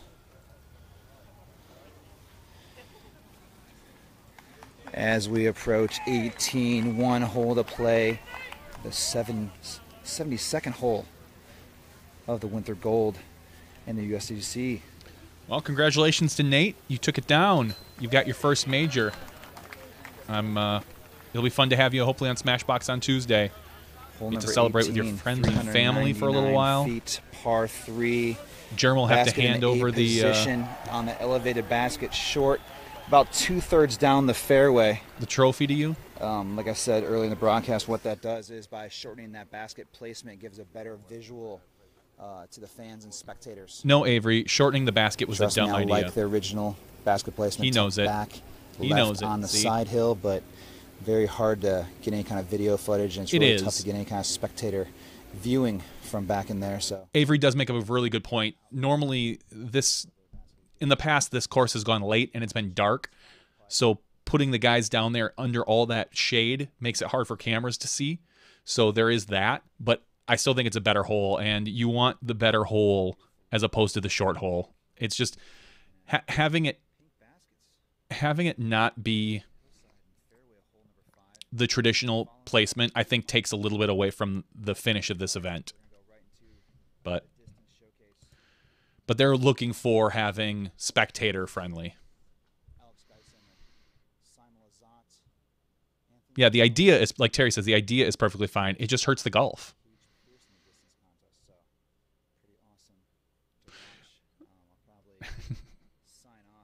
Throwing shade, because I'm talking about the shade.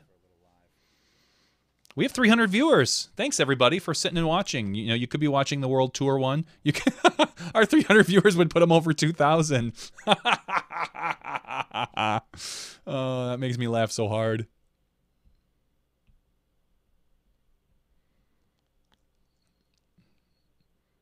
Oh, see, Country Disc Golf, if they hung lighting over there, it would, like, drape down in front of the basket. You'd have to go through it or around it or something.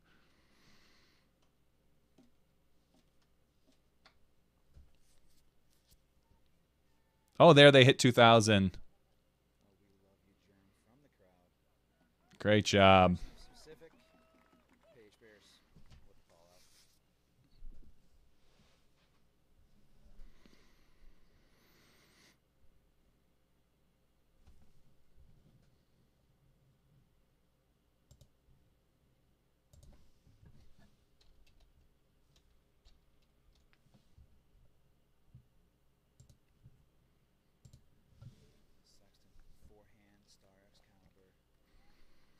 Fairway, looking forward to come to rest, and does. That all but assures him the victory. Ricky's going to run hard at this. There's no reason for him not to. He's got 3 strokes over Macbeth, and he's got 5 strokes too.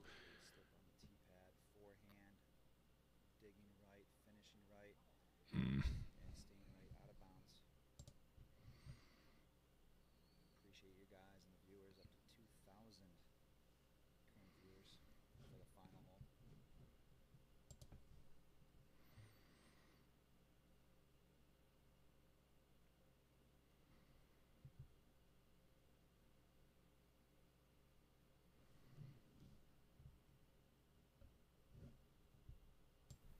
Thank you, audio mofo. Thank you.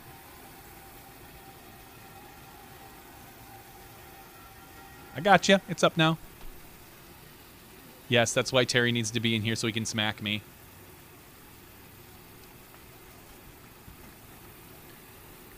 And Philo going little wing. You didn't miss rock. anything. Trust me. Easy layup to the center cut fairway. Yep, 2K stands for 2000. Thanks for tuning in. Thanks for being part of this broadcast as we make our way up the 18th fairway. Avery said the most insightful thing I've ever heard, Sexton and you missed it. Your Sorry. 2017 United States Disc Golf Champion. A player that's been grinding on the tour for 10, 15 years. I remember meeting Nate. No, I know. Corvallis. I should have had it up there. Like I said, I hear Avery in the same volume. I turn it down on the computer. He was like 15 years old playing when I want to talk. Playing a small Oregon tournament. It might have been an Olay or some other kind of winter series, but I remember meeting this 15-year-old kid, ultimate player. Heck of a forehand. He ended up winning advanced, ended up winning pro that weekend, and it was the first time I met Nate Sexton. It's crazy to see many years later him play and perform so well. This is a really great moment for Nate, and I'm very happy for his major win. I think he definitely deserves it. I know he was one of the guys that I think on Tuesday night had said has a good chance. Him and Anthon, just by the way they attack the courses. Only having and it didn't work out for Anthon, but it worked out for Sexy Nate. Biggest wins of his career. Now to cap off with a USDGC title.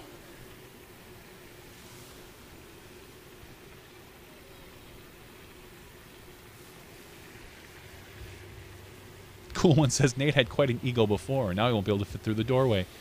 Nate knows what he's good at. He's good at disc golf and he's good at commentary. I've never had a problem with him as far as an ego or anything like that. Of course, Philo. I'm sure everybody has their own Easy experiences, but as far as I know, the guy's been nothing but stand up.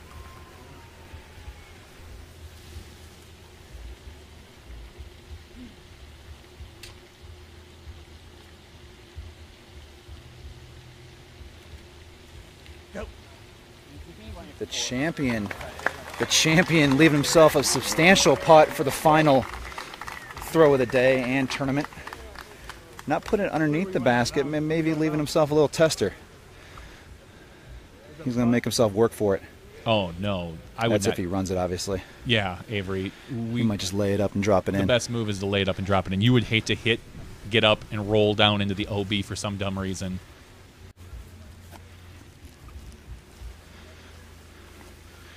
Ricky Wysocki You going lay this up.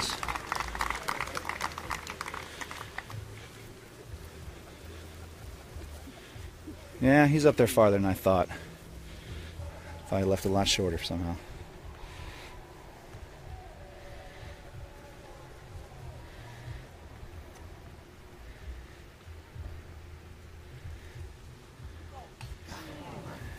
Big Germ looking at Cap. Big Germ yelling, I've done that before. Falls short. As everybody should tap out here. Sexton gonna lay it to the pole. Not trying to force anything. Good move, Nate. That's what you want to do. Now don't miscount your scorecard.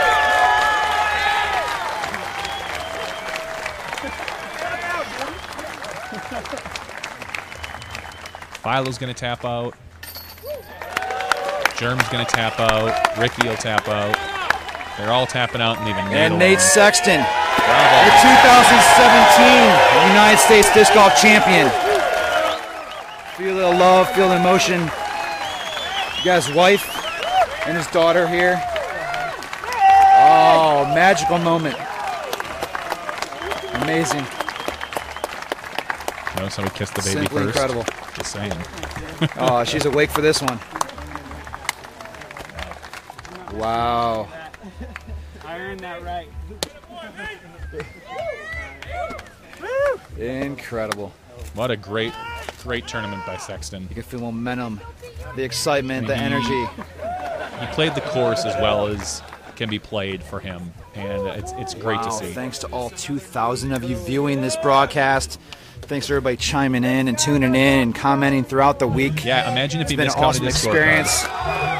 As always, I'm very happy and glad for Nate Sexton to win this monumental event. You still have like a stroke or It's two my to go, pleasure even if you did that. to give you guys full round coverage on Facebook Live.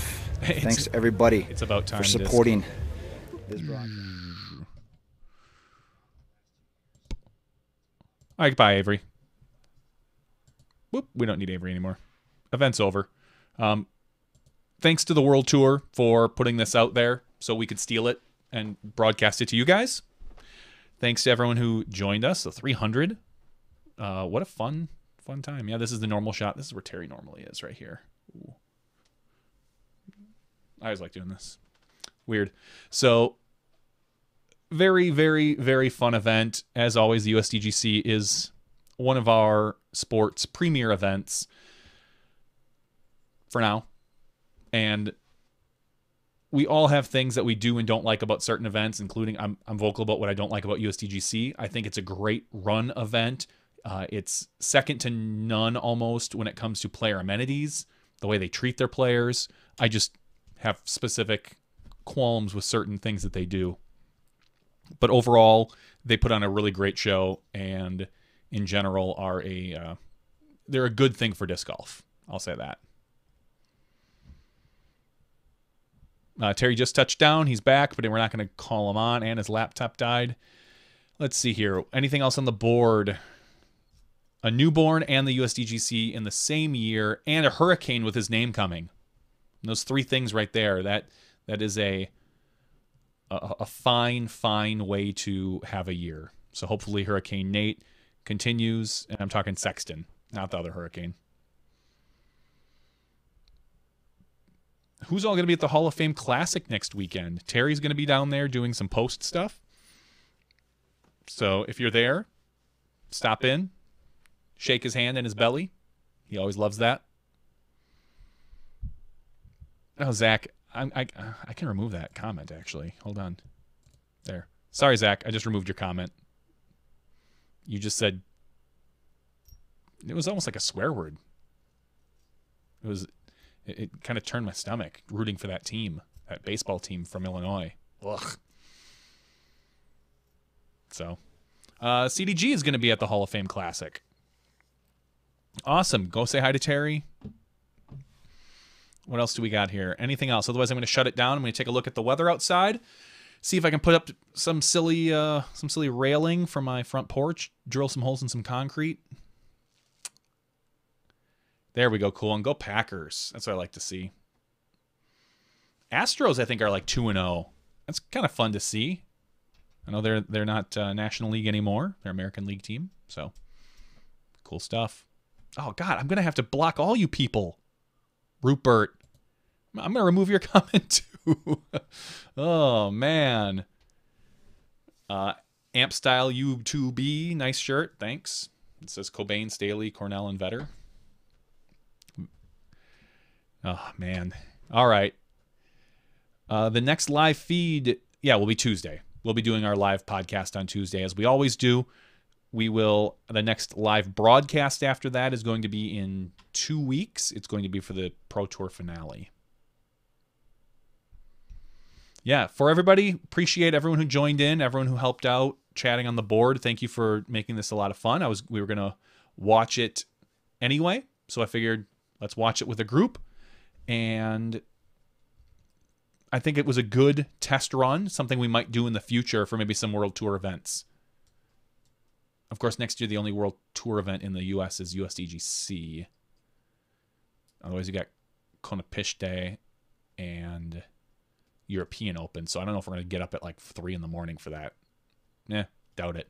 We'll see. But maybe we'll be here next year for the USDGC. Or maybe we'll be there. So...